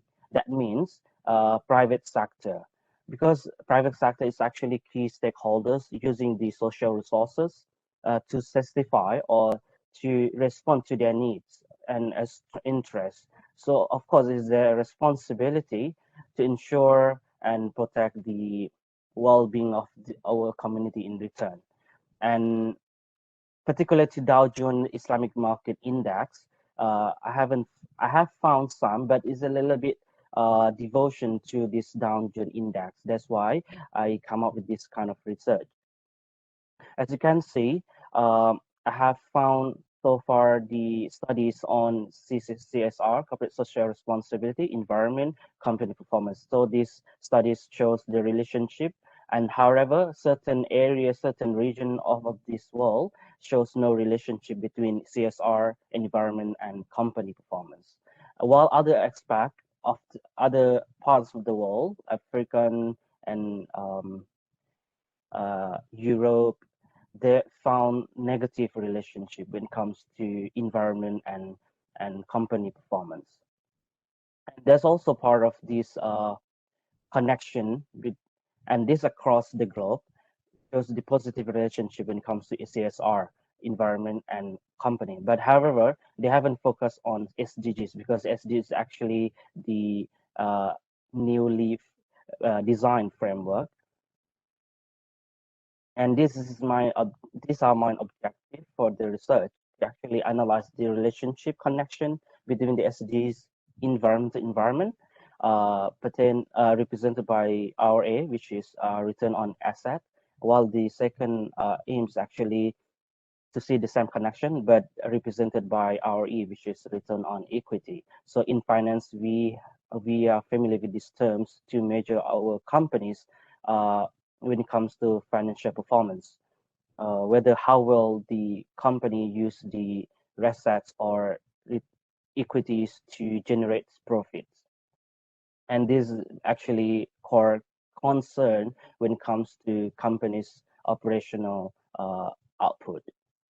And this is another research questions to see the environmental score is actually to measure the SDGs performance, while the Shari'a screen film is actually my sample to see their return on asset as well as the return on equity, because higher environmental performance is expected to increase the reputation of the company and therefore increasing the profitability. That's why I am aiming to answer this kind of questions. And these are my research methodologies. I use secondary data for 10 years, and the sample initially was about 500 companies that listed on the DJI Market World Index that given by Thomson Reuters, so currently known as Thomson Definitive. And the heavy industries here refers to oil and gas, all the service, marketing, multi-line utilities, renewable energies industries. Why I focus on these industries actually, they are the most potential contributing positively, negatively to the environment. So, but basically is giving the negative impact on the environment because of the effects given by the oil industries and processing, operational processing from this kind of companies. And when it comes to financial performance, I use RA and RE as my measurement. When it comes to SDGs environmental score or SDG performance, I use the environmental score itself. And I use some other variables as well, like firm size when it comes to capital of the company and firm governance, ownership structure, and especially focusing on institutional ownership. And I have utilized certain statistical models in order to come up with my regressions and analysis.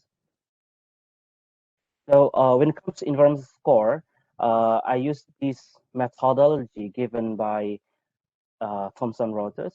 So when it comes to SDGs combined score, you will see that SDG score minus SDGs controversy score. But however, under SDG score, we have environmental, social, and governance. And in my case, I'm using environmental score, which focusing on research use, emissions, and innovations.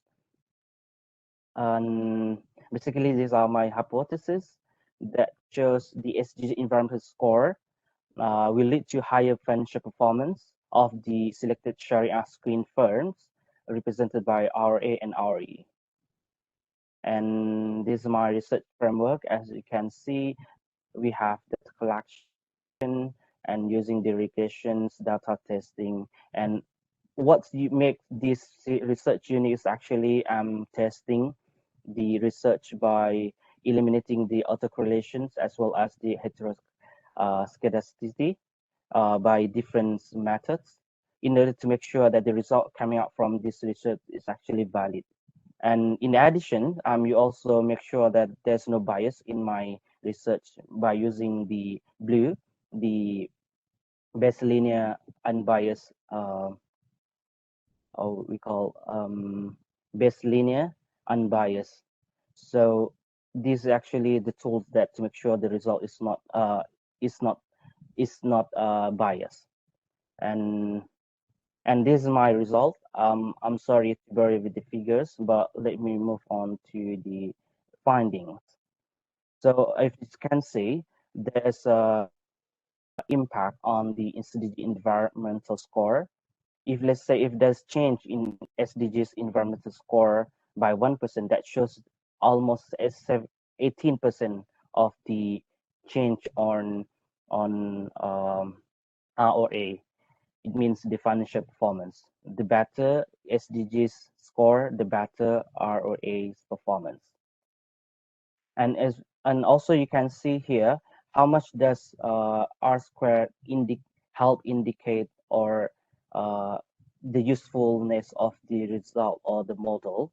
So you can see 79%. It means there's high quality implication on this variable use. And at the same time, as you can see, there's no autocorrelation, heterogeneity, and that includes my SDGs environmental score lead to higher financial performance. And when it comes to RA, and another finding, as you can see, there's a 1% change in environmental score that will increase about almost 12% in RA, which is financial performance. And I'm sorry, this is a little bit error here, negative. It actually shows positive relationship.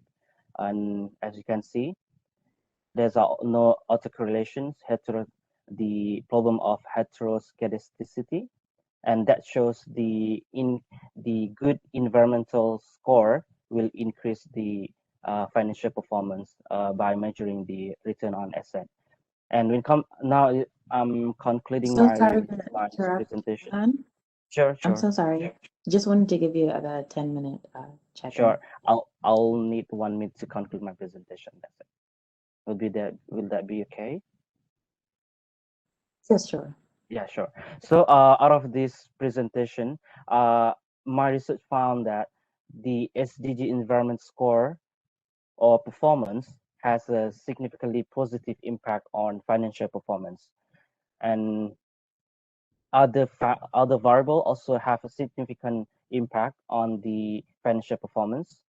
And now the study recommends or suggests that firms could have a higher financial performance if they invest more on resource use, increasing the corporate innovation, as well as help reducing carbon dioxide emissions. And at the same time, the firm should invest further to SDGs in order to help the SDGs call of action achieved by 2030. Thank you, Farma. That's all from my presentation. Thank you all. Thank you very much, Yuhan. My pleasure. Thank you very much. So now, anyone who has questions, please feel free to submit your questions in the question box. Okay, so one question is, based on your study, Yuhan, what implication does environmental score have? Well, Farma, thank you so much for these questions. When it comes to SDGs performance, we have to see the all aspect, but however, the studies focus on environmental aspect. That includes only the resource use, innovations, and emissions. And this resources actually reflects how company give an effort or initiative to help reduce the emissions, help reduce the material use, energy, and water, this kind of resource use. And at the same time, we also it reflects that emissions, how much companies give an efforts to reduce the environmental emissions during their process on productions.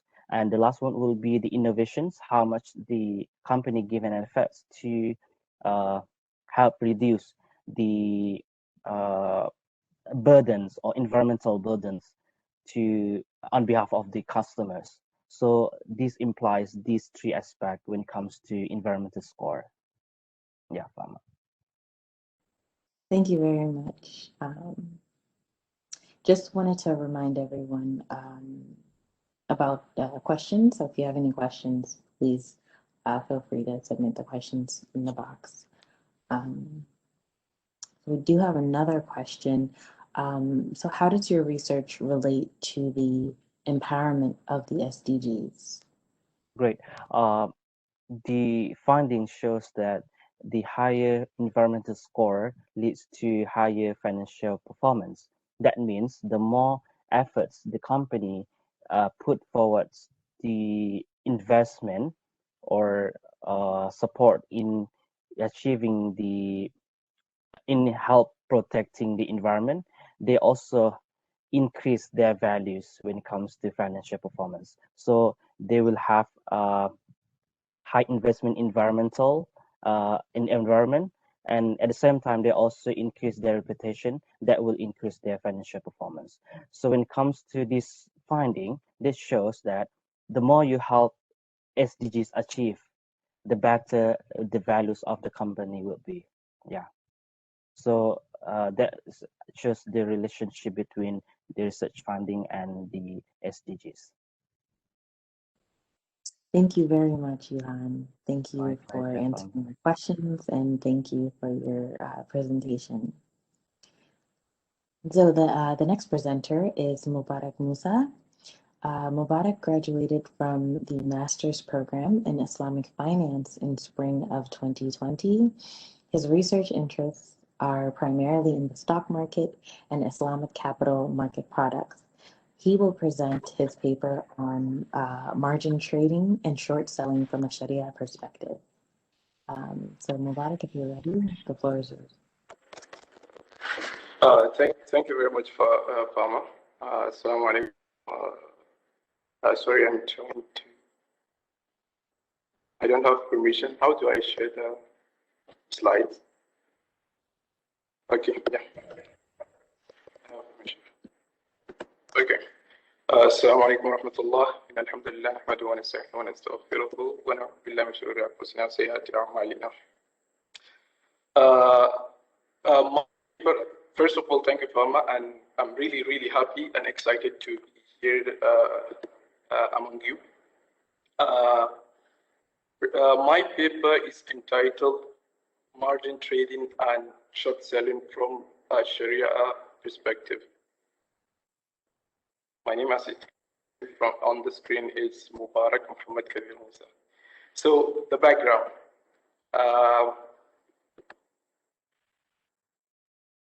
Well, basically, if you're following the news, like nowadays, if you're following the news, you must have heard a lot about stock market and how a lot of people have made millions. I mean, I'm talking about kids, like kids in high school, college students had made millions by trading in the stock market.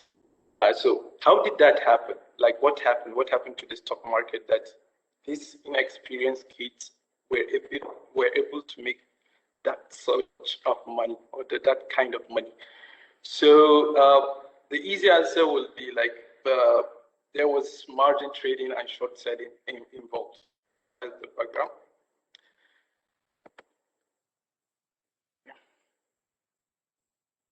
So we're going to start with margin trading. What is margin trading like? Basically, let's assume like you're planning on buying the stock of Samsung. The stock of Samsung today is 10 Qatari riyals, right? So, and you have 30 Qatari riyals. With your money, you can buy 3 stocks of Samsung, right? Because you have 30 Qatari riyals. The price of Samsung, stock of Samsung today is 10 Qatari riyals, right? So you can get 3. But let's assume that you are expecting that the price of the stock of Samsung is going to increase in, let's say, next week. But you don't have money and you want to buy more of Samsung or more of the stocks of Samsung. So what is, you go to a brokerage firm or you speak to your broker and you tell him, okay, I want to buy this much stocks, but I only have 30 riyals. Can I borrow like more money from you so I can buy more stocks? So the broker will be like, okay, it's not a big deal. You can get as much as you want. So the broker will lend money to me, for example, and let's say you will lend 70 riyals.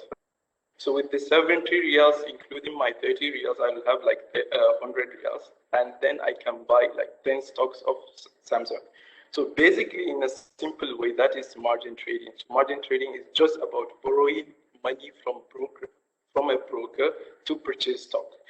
My money will be used.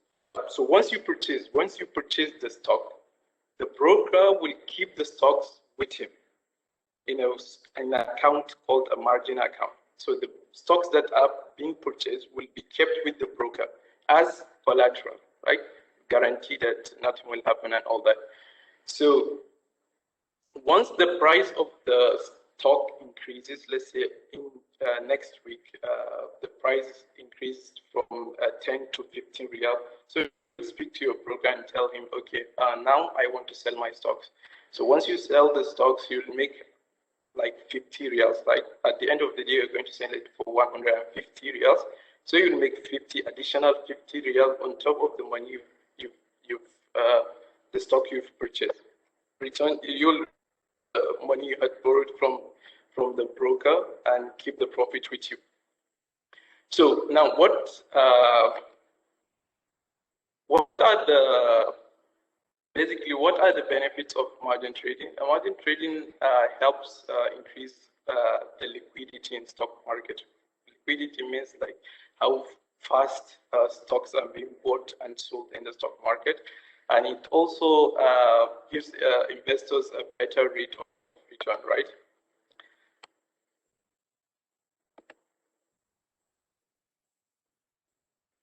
Okay, so there are risks to using margin trading. One of the risks is like, okay, you're going to borrow money from a broker to purchase stocks. So what happens if you're expecting the price to go up? What the actual price goes down? There is a huge risk, right? You only had 30 riyals. You had borrowed 70 riyals from the broker and went down to 5 riyals. You're losing a lot of money. So there is a huge risk. And also, once the price starts to go down, there's something called the margin call. The broker will tell you, okay, man, you have to give me additional money to cover your position and all that. There's also that. Now, let's go to the Sharia aspect of it. Definitely, if you look at the literatures of fuqaha, you will never find margin trading. You won't find margin trade like Imam Muwatta of Imam Malik or of Shafi'i talking about hukum margin trading. No, it's a new phenomenon, right? It wasn't there before. So how do we arrive at the Sharia ruling of such thing? To arrive at the Sharia ruling of such thing, you'll have to use what is called Taqif fiqh, which is Sharia adaptation or Sharia characterization. So if we use that, we'll have to. How do you use that? Is like you have to look at every step of the process. Like you have to define, okay, what is? Let's start with margin trading. What is the relationship between the broker and the client? From a Sharia perspective, they will say, okay, it's qard, because qard means a debt relationship, right? You are borrowing, so it's qard. So for it to be Sharia compliant, it has to satisfy all the rules of loan contract, right?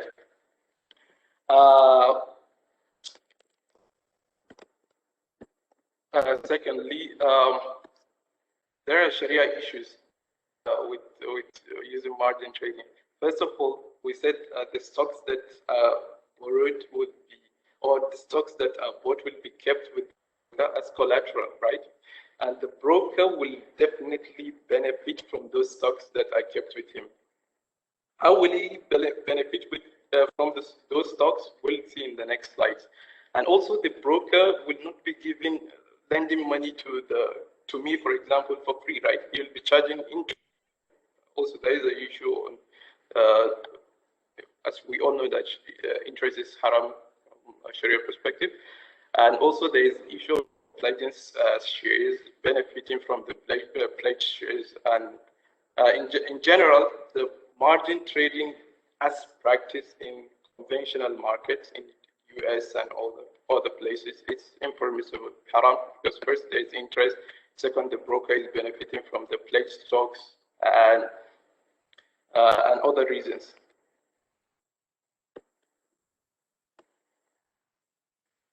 Next, we move to short selling.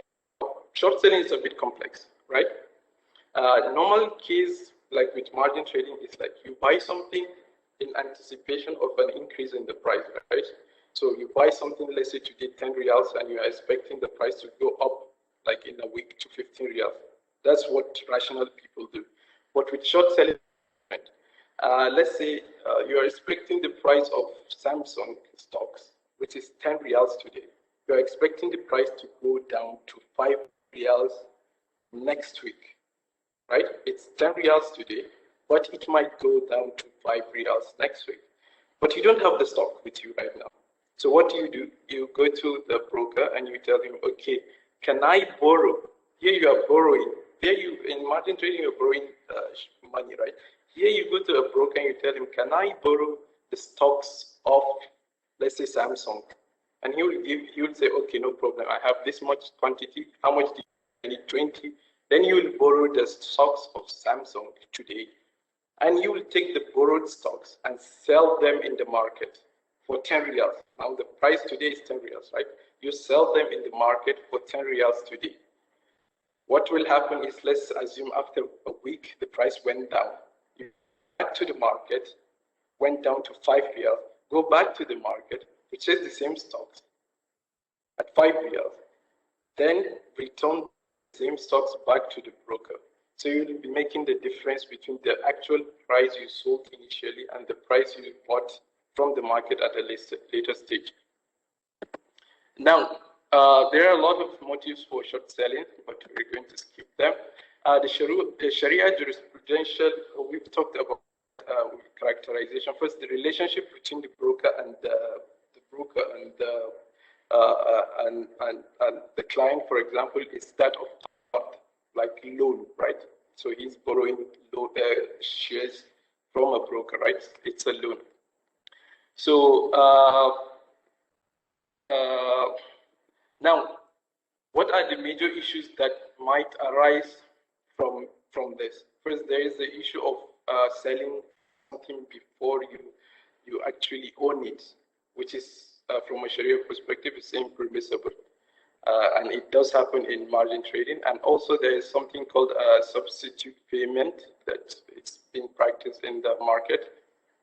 Now, I've looked at the attempts that there's been attempts to construct a Sharia compliant margin trading and short selling. We've said that margin trading, both margin trading and short selling as practiced in the conventional market is impermissible. So what some institutions in the Arab region and in US have tried to come up with an alternative, a Sharia compliant alternative.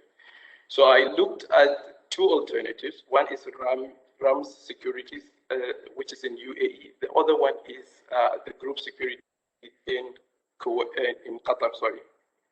And both are using the Qard Hasan, right, which is interest-free loan, right? For example, let's look at the group which is in Qatar. They say, okay, we can lend you money. In margin trading, we'll give you money to buy stocks.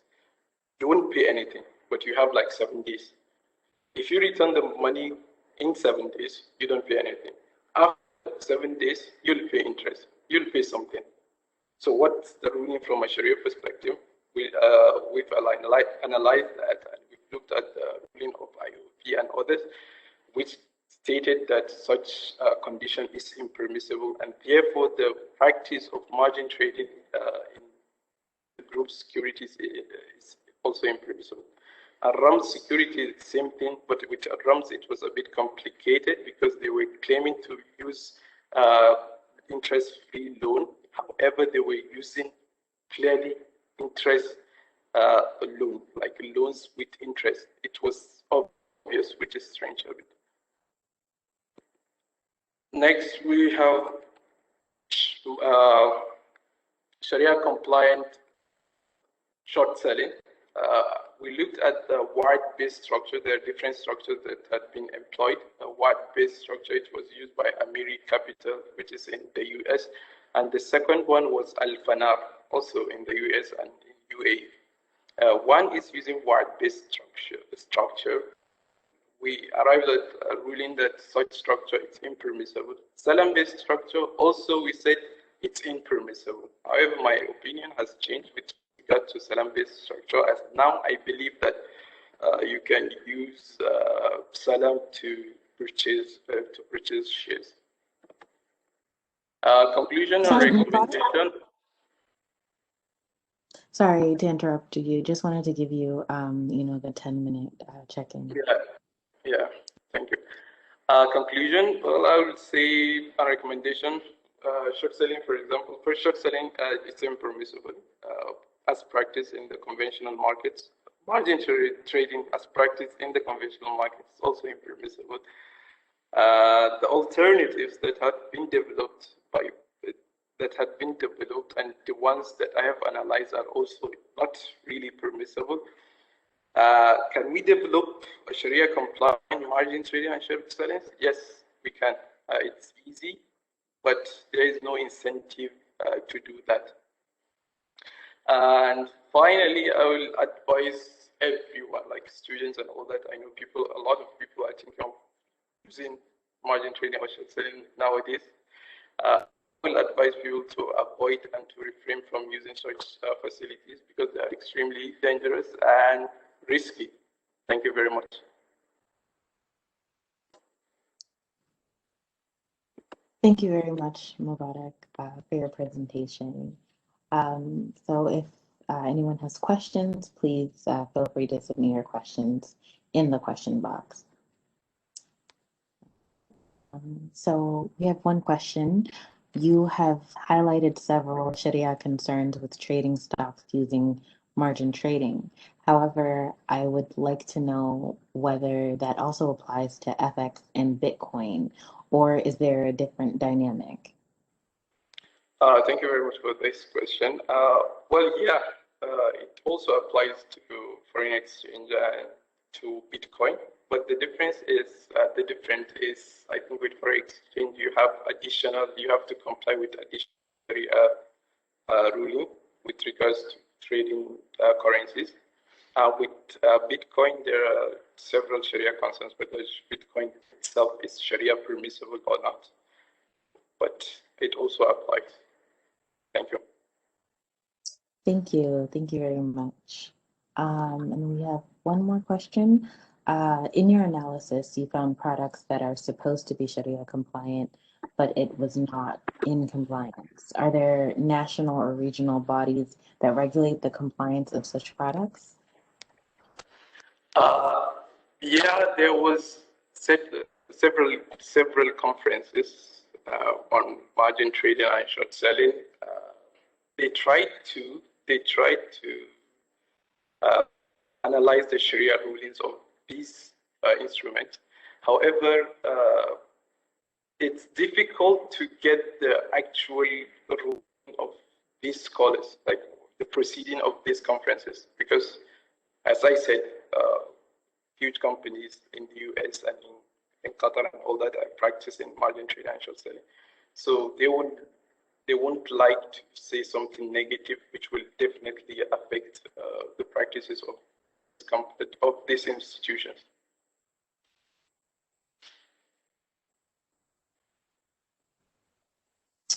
Thank you very much. We do have one more question. Wasn't the Ram's prospectus approved by the Sharia board? Yes, it was approved. Well, it's Islamic finance. There are a lot of gray areas, but it was approved by a Sharia board. You can approve anything, right? Depending on who you have as on your board, right? It was approved by the Sharia board, but there are a lot of Sharia concerns. I've showed the structure to other scholars, and they were really surprised. Like, how can Sharia scholars approve such structure? That's what you have in Islamic finance. you very much, Mubarak, for your wonderful presentation, and thank you for answering our questions. Thank you. So the next presenter we have is Samiha Abdussamad. Samiha is part of the class of 2021 Master's Program in Islamic Art, Architecture, and Urbanism. She pursued her higher studies in India, where she earned her bachelor's degree in architecture from the University of Calicut, Kerala, with a thesis on housing for the urban poor in West Coast.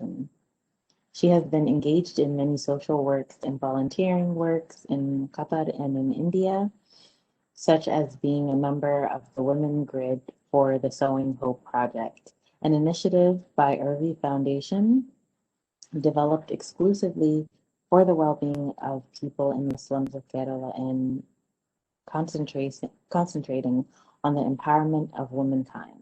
She is part of the class of 2021 with her thesis on community development for Syrian refugees through housing strategies. Today, she explores architecture through her paper on Islamic perspectives and alternatives to the existing model. So, Samiha, if you're ready, floor is yours. Thank you. Assalamu alaikum. Good evening, everyone. It's good to have you all here today, this evening, and also all the wonderful presentations from our colleagues. I'm sure there's more to come also. Before I start, I would like to express my thanks to the CIS team who have given me such an opportunity to present my work to the larger academic scene, and it's been a great honor. So to start this paper, it attempts to examine the defects in the current worldview of sustainability and present a hypothesis that considering Islamic principles in the conventional model may help us to develop a more effective model and provide better results. And it also narrows down its focus on the social component of sustainability through architectural practices, examines the pros and cons produced while integrating Western practices into cultures that show strong adherence to traditions. And it discusses maintaining the local tradition and practices that are culture and climate appropriate for the region, as well as being environmentally friendly and economical, which are a much sought after factor in urban design in this current scenario of global pandemic. So our interaction with the environment has made it a victim, paving way to one of the greatest crises we have to deal with. And the over-dependence of natural resources have put a strain on them, causing their depletion. The beginning of 1960s, it marks the way how we started changing our ways to harness the resources, and we started questioning the power of technological progress. And this was what helped set the stage for environmental movement.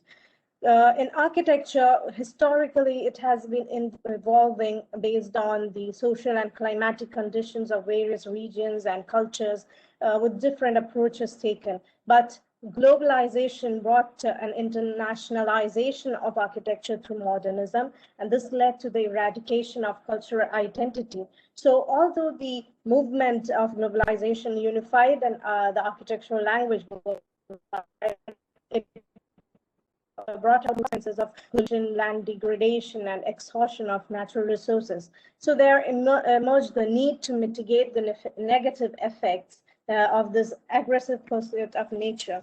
It started off as the greening of architecture, which was aimed to transform the modern architecture into more environmentally oriented approach. And several architects of the 20th century, they tended to integrate climatic design principles into the modernist forms with different technologies and materials. But treating the problem using the very practices that created them would not work. And so later on in the 2000s, the notion of green was gradually replaced by sustainability, and it's constantly evolving even today. So this realization of the immense pressure that humanity placed upon the environment, it led the organizations like UN to take up the cause, and they organized world summits where goal was set to harness the resources in such a way that it met the needs of the present generation without compromising the needs of the future. This was the concept of sustainability as first appeared in the Brundtland report by the United Nations. And there was another resolution adopted where the three major components of sustainable development was defined as the economic, social, and environmental. And these were interdependent, mutually reinforcing pillars. But despite these calls for a fresh start, there was this challenge of sustainability still exists in our times, particularly because there is no construction industry that set sustainability at the heart of its operation. So such a mindset, it hampered the application of the principles and it could not produce the desired effect. Environment was equal footing with economy and social well-being. When put into practice, this evolved into a market-based economy where there was little to no consideration for the environment. The social scholars, Neil Dave and Kenneth Ryan, they wrote in there, they argued in their article that if you considered the sustainable development model as a stool, three-legged stool, you cannot consider the environment component as a leg of sustainability development stool, but rather the floor upon which it must stand. So this three-pillared model, it was a flaw because it discounted the future and encouraged overconsumption. Hence, the irony was that even when the 20th century was heralded as the era of sustainability, the global human enterprise, they were rapidly becoming less sustainable. Now, Jane Jacobs, in her most renowned work, The Death and Life of American Cities, she says that the cities of a postmodern world, they are really antithesis to nature because they limited the notion of nature to just grass, fresh air, and little else. She says that the social behavior of people were affected by city planning, which in turn affected the economic behavior of the cities. We see this in the case of the Fruit Ego housing project, one of America's most notorious housing projects, where it failed to meet the expectations of the planners and authorities as a solution for urban poor in the city. It deteriorated into a crime-ridden, infamous lane, and it was eventually imploded with dynamites. So it is here we need to scrutinize the connection between the three major components of sustainable development. And so we see that it is impossible to consider them separately. And the UN has now formulated these 17 practical challenges which revolve around the components almost in an equal manner. So while considering the role of religious consciousness in formation of sustainable attitudes, we cannot ignore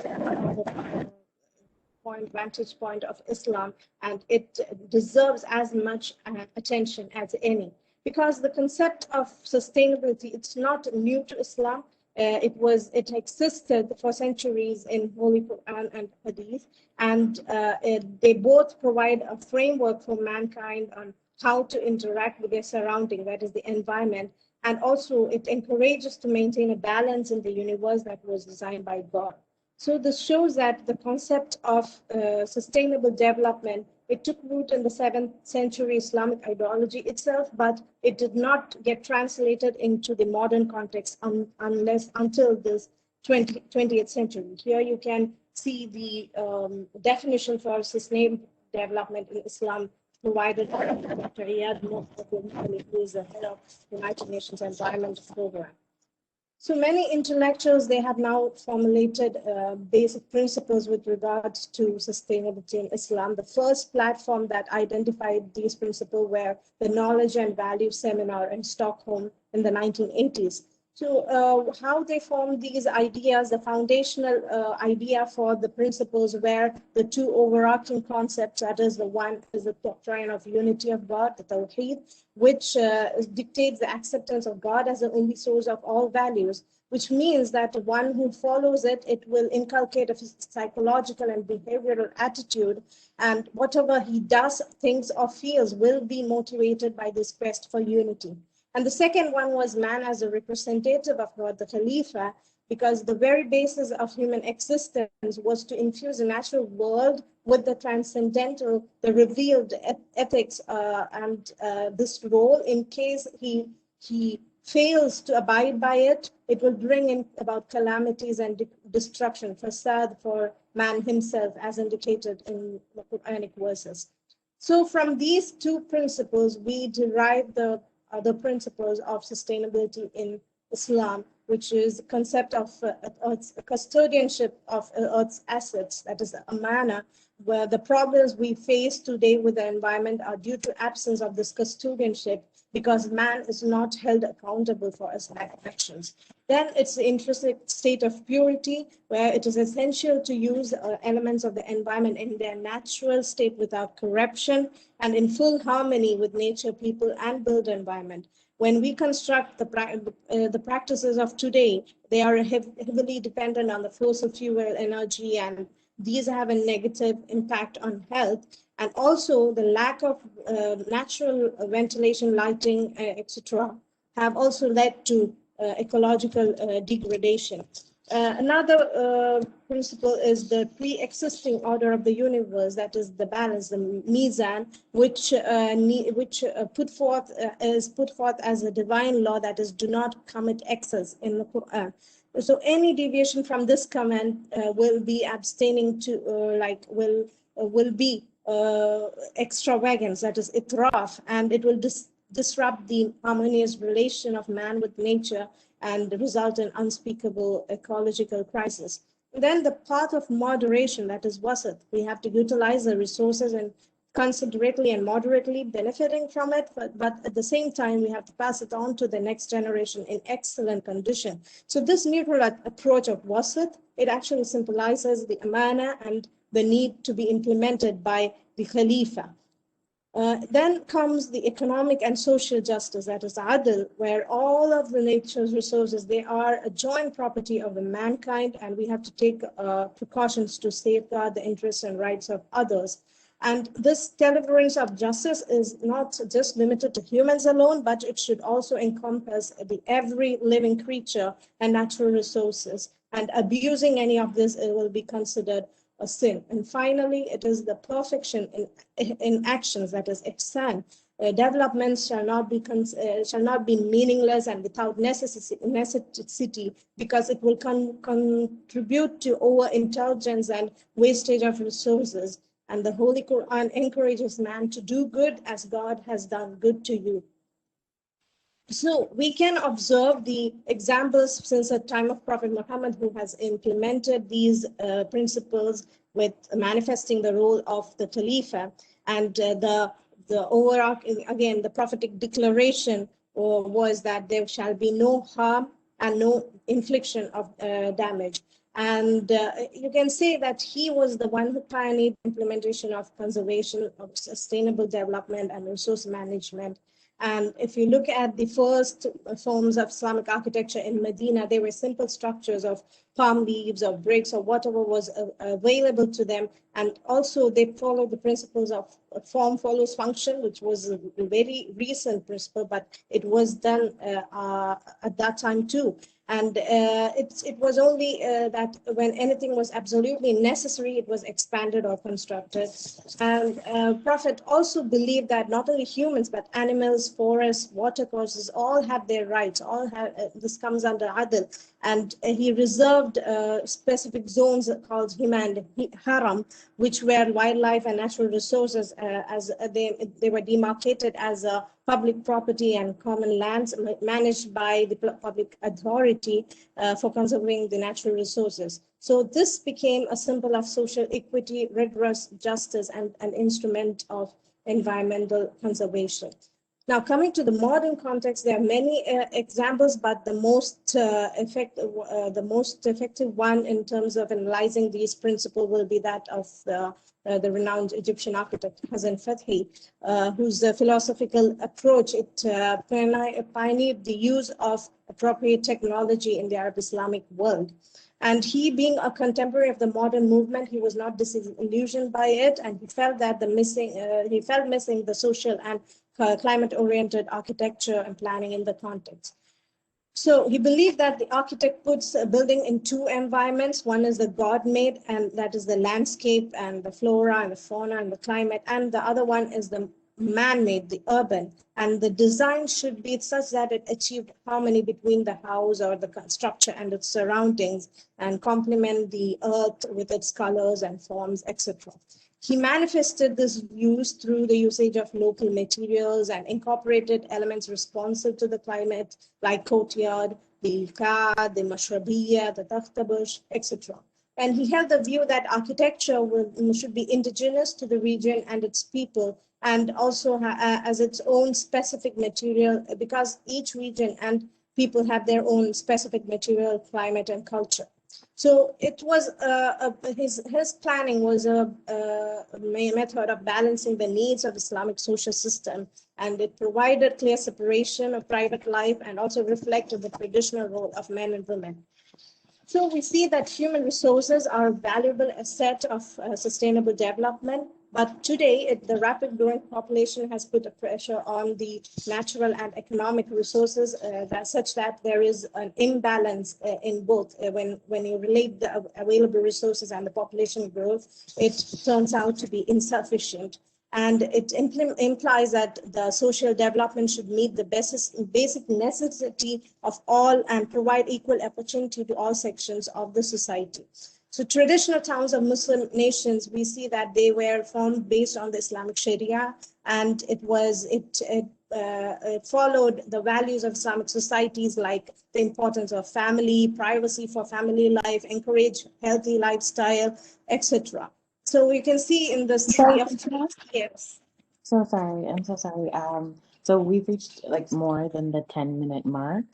So to wrap it up. Yes, I'll be concluding soon.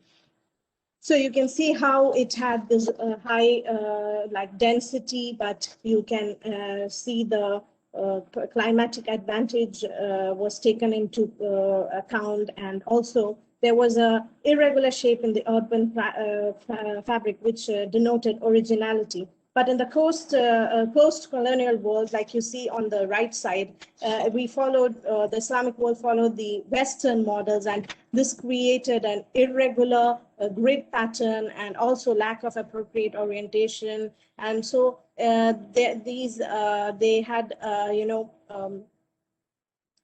there was a departure from the traditional practices.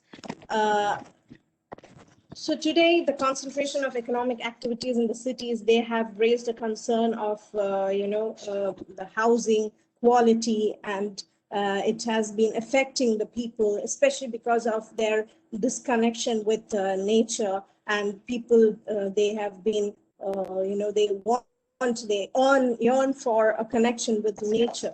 And any building typology that is devoid of the elements of nature, they can be distressing, and it can prove to be discomfort. This is especially relevant in case of the pandemic, because it was not just the substandard housing, but also the high-rise tower blocks, which caused high risk settings for outbreak of the infectious disease, and also put a strain on people's health, mental health.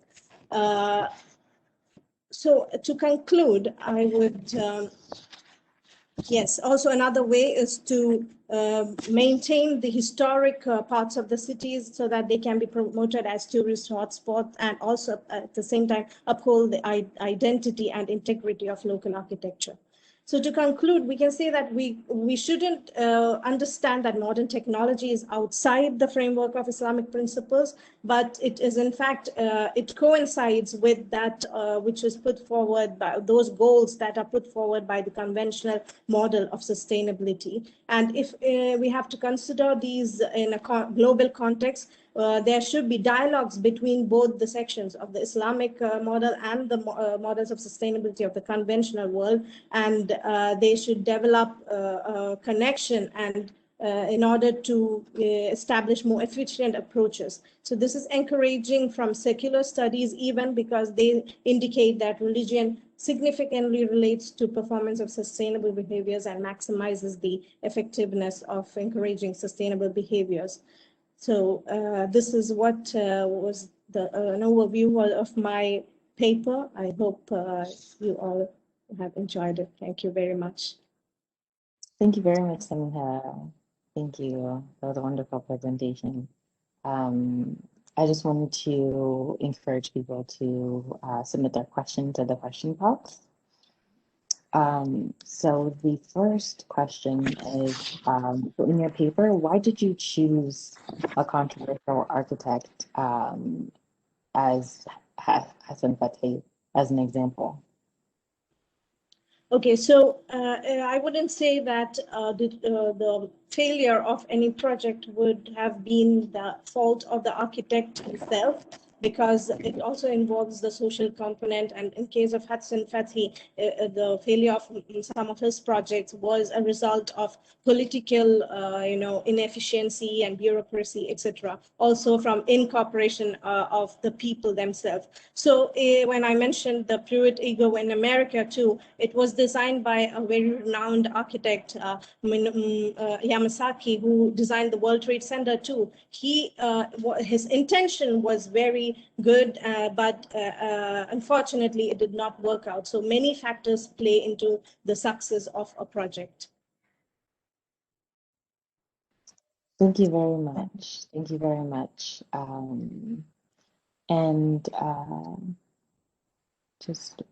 think there's one more question.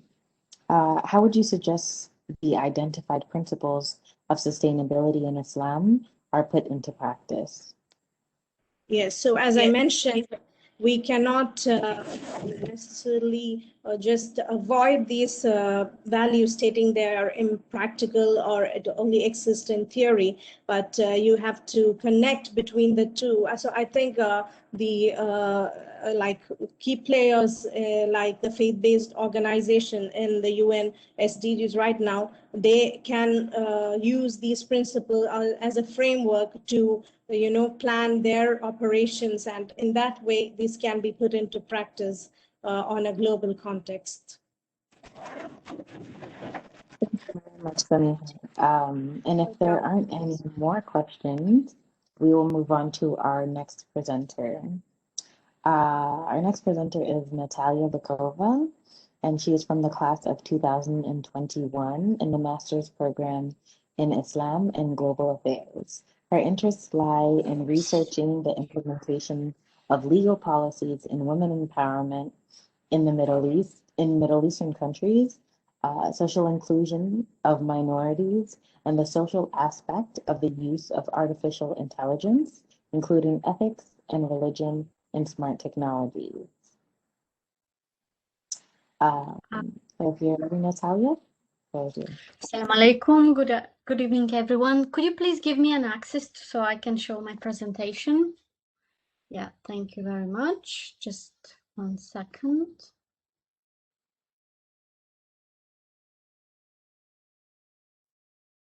Okay, is everybody can see?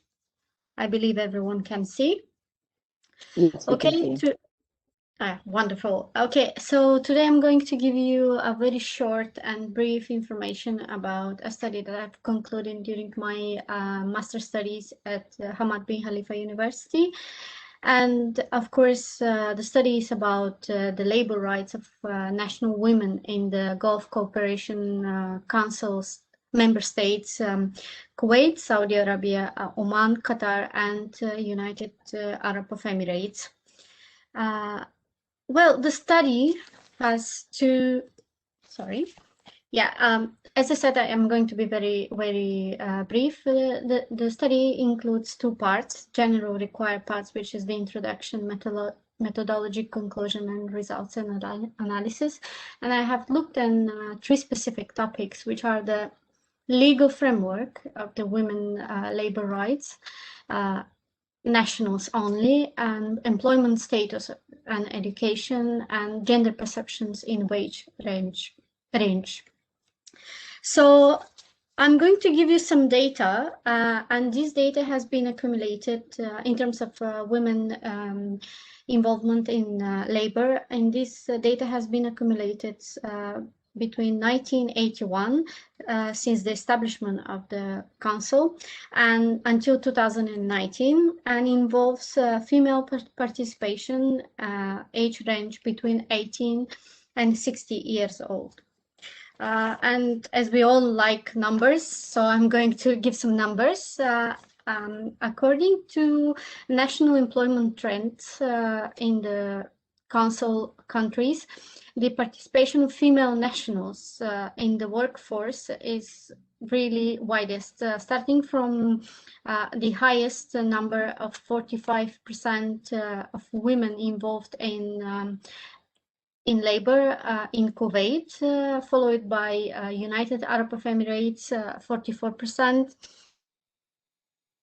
Afterwards, of course, Bahrain with 33%, Oman 26%, and Qatar is 36%. It's just between, and of course the lowest, which is Saudi Arabia, with 16. As I remember, the very recent report before the study to be submitted, which is from 2020 December, the numbers are increased a bit, up to 18% of women informal nationals. That does not include women from other countries into the labor force. So looking at the numbers, we can see that Kuwait is one of the 6 GCC countries that have been fostering women participation into the workforce. And this, of course, has happened also with some political change, some legal changes in political realm, which are very much related with the election, the change of the amendment, sorry, of the election law number 35 from 1962, which has been amended in 2005 and granted women the right to vote and run for office. Of course, looking at the legal framework also, which is one of the first specific topics that I've looked at, it is important to mention one very interesting fact that I came across, and that was during the timing of researching, which is 1981 and 2019, according to International Labour Law Organization, it shows that the number of GCC women nationals in employment has grown with every legal and social change that happens into the countries. And of course, the first thing that is coming in our mind when we are talking about political and social changes is Arab Spring. We know that Arab Spring influenced many countries. And one of the countries that influenced the most from the Gulf Cooperation countries, Council member states, is Bahrain. That was very much involved. Women were very much involved into promotion of equality together with men. And also Bahrain has the longest story of women's movement in Gulf region compared with other states. According to, and also we have to mention very important fact that Bahrain and Oman as well, both countries has a constitution, and in Bahrain constitution, according to Article 12, it's asserted that equal rights for both female and male citizens of the country, and we are talking about equal rights even in labor. So there are, except Arab Spring that has influenced a lot the labor rights of women, and of course it brings many social changes, there are some big contributors according to the research that I've did, and these major contributors in women participation in labor law, in labor realm, is the changing tendency in women access to education. And when we're talking about these changing tendencies, we are talking about the time after the late 50s and 60s, when we have noticed, and historically, of course, we know that Arabian Gulf was experiencing a high wealth due to oil. So one of the changes we have seen, and I have found out from this research, was exactly that then education, healthcare, social care become available for every citizen, and of course for women as well. So another very important fact and something very interesting that I found out was the urbanization. Urbanization also affects very much women, of course, women participation in labor, and also economic growth, as I mentioned before, and Arab Spring, of course. Among the GCC countries, again, Kuwait appeared to be the most liberal in terms of gender equality in labor force we are talking about. But in the paper, I have mentioned this in terms of legal framework. But when it comes to gender perceptions in wage range, we can see that, for example, Bahrain and Oman is much more better situated than Kuwait, because in Kuwait there is no, according to my research until 2019, there was no settled basic range for wages in public and in private sphere. That makes the diversity in payments from employers to women and male quite big. For example, 63% of women are 63% of men getting high number of men getting 63% higher wages than a woman in Kuwait, according to this research. So when it comes to employment status, as I mentioned, urbanization, globalization, and economic growth have influenced a lot women participation in labor, and it is I found very interesting a study conducted in 2009 by the European University Institute that shows that education in humanities and religious studies does not adequately prepare GCC national women to compete with expatriates for jobs that in productive sectors. So this speaks that maybe the fact that they do not have the suitable education for the global market, it makes them not able to participate equally with other women, for example, or men into the labor force. So here we can find a little bit of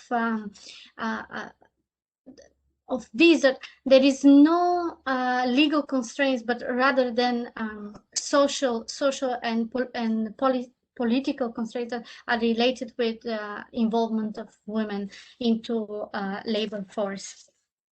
And of course, when it comes to gender perceptions in the wage range, I came across a very interesting study. I was very impressed, a study made by a university in Bahrain. According to that study, the region particularly changed with the globalization. And what I mean is, that by this, that families become more dependent on women's wages. So women become greater contributors to the family. So therefore, seeing this, government started to make also some changes into the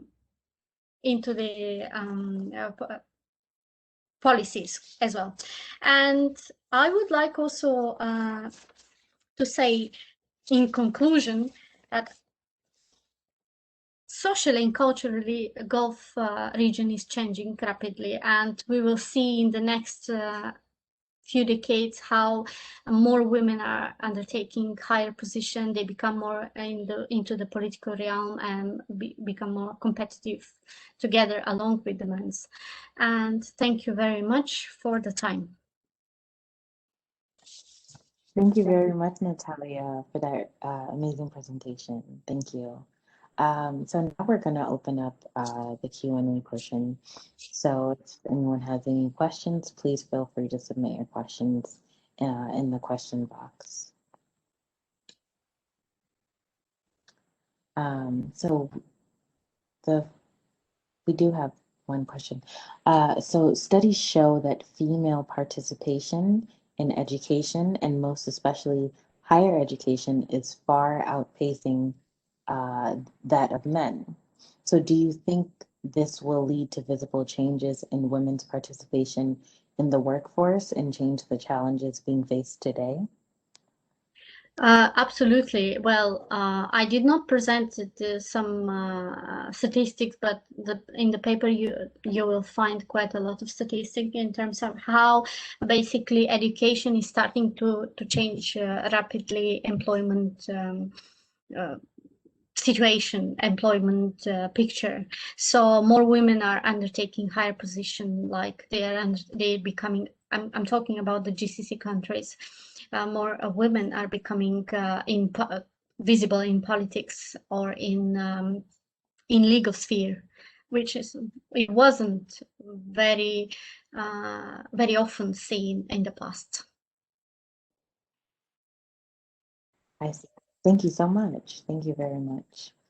We do have one more question. So most of the GCC countries have an expatriate majority. Have you come across any readings that show if the same trends in your report are also reflected amongst expatriate women in the workforce?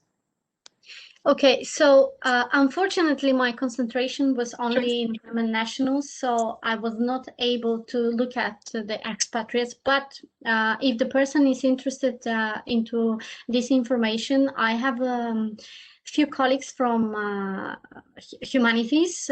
They are studying women and gender studies. So I'm sure, almost sure that they did some research about the participation of expatriates women, especially in Qatar, not only. Yeah, so I can connect and maybe they can provide some information. Thank you very much, Natalia. Thank you. Thank you for your presentation and thank you for answering our questions. Thank you. And thank you to all of our presenters for an evening of thought-provoking scholarship and wide range of research interests. A very big thank you to our attendees for their engagement and support of research at CIS.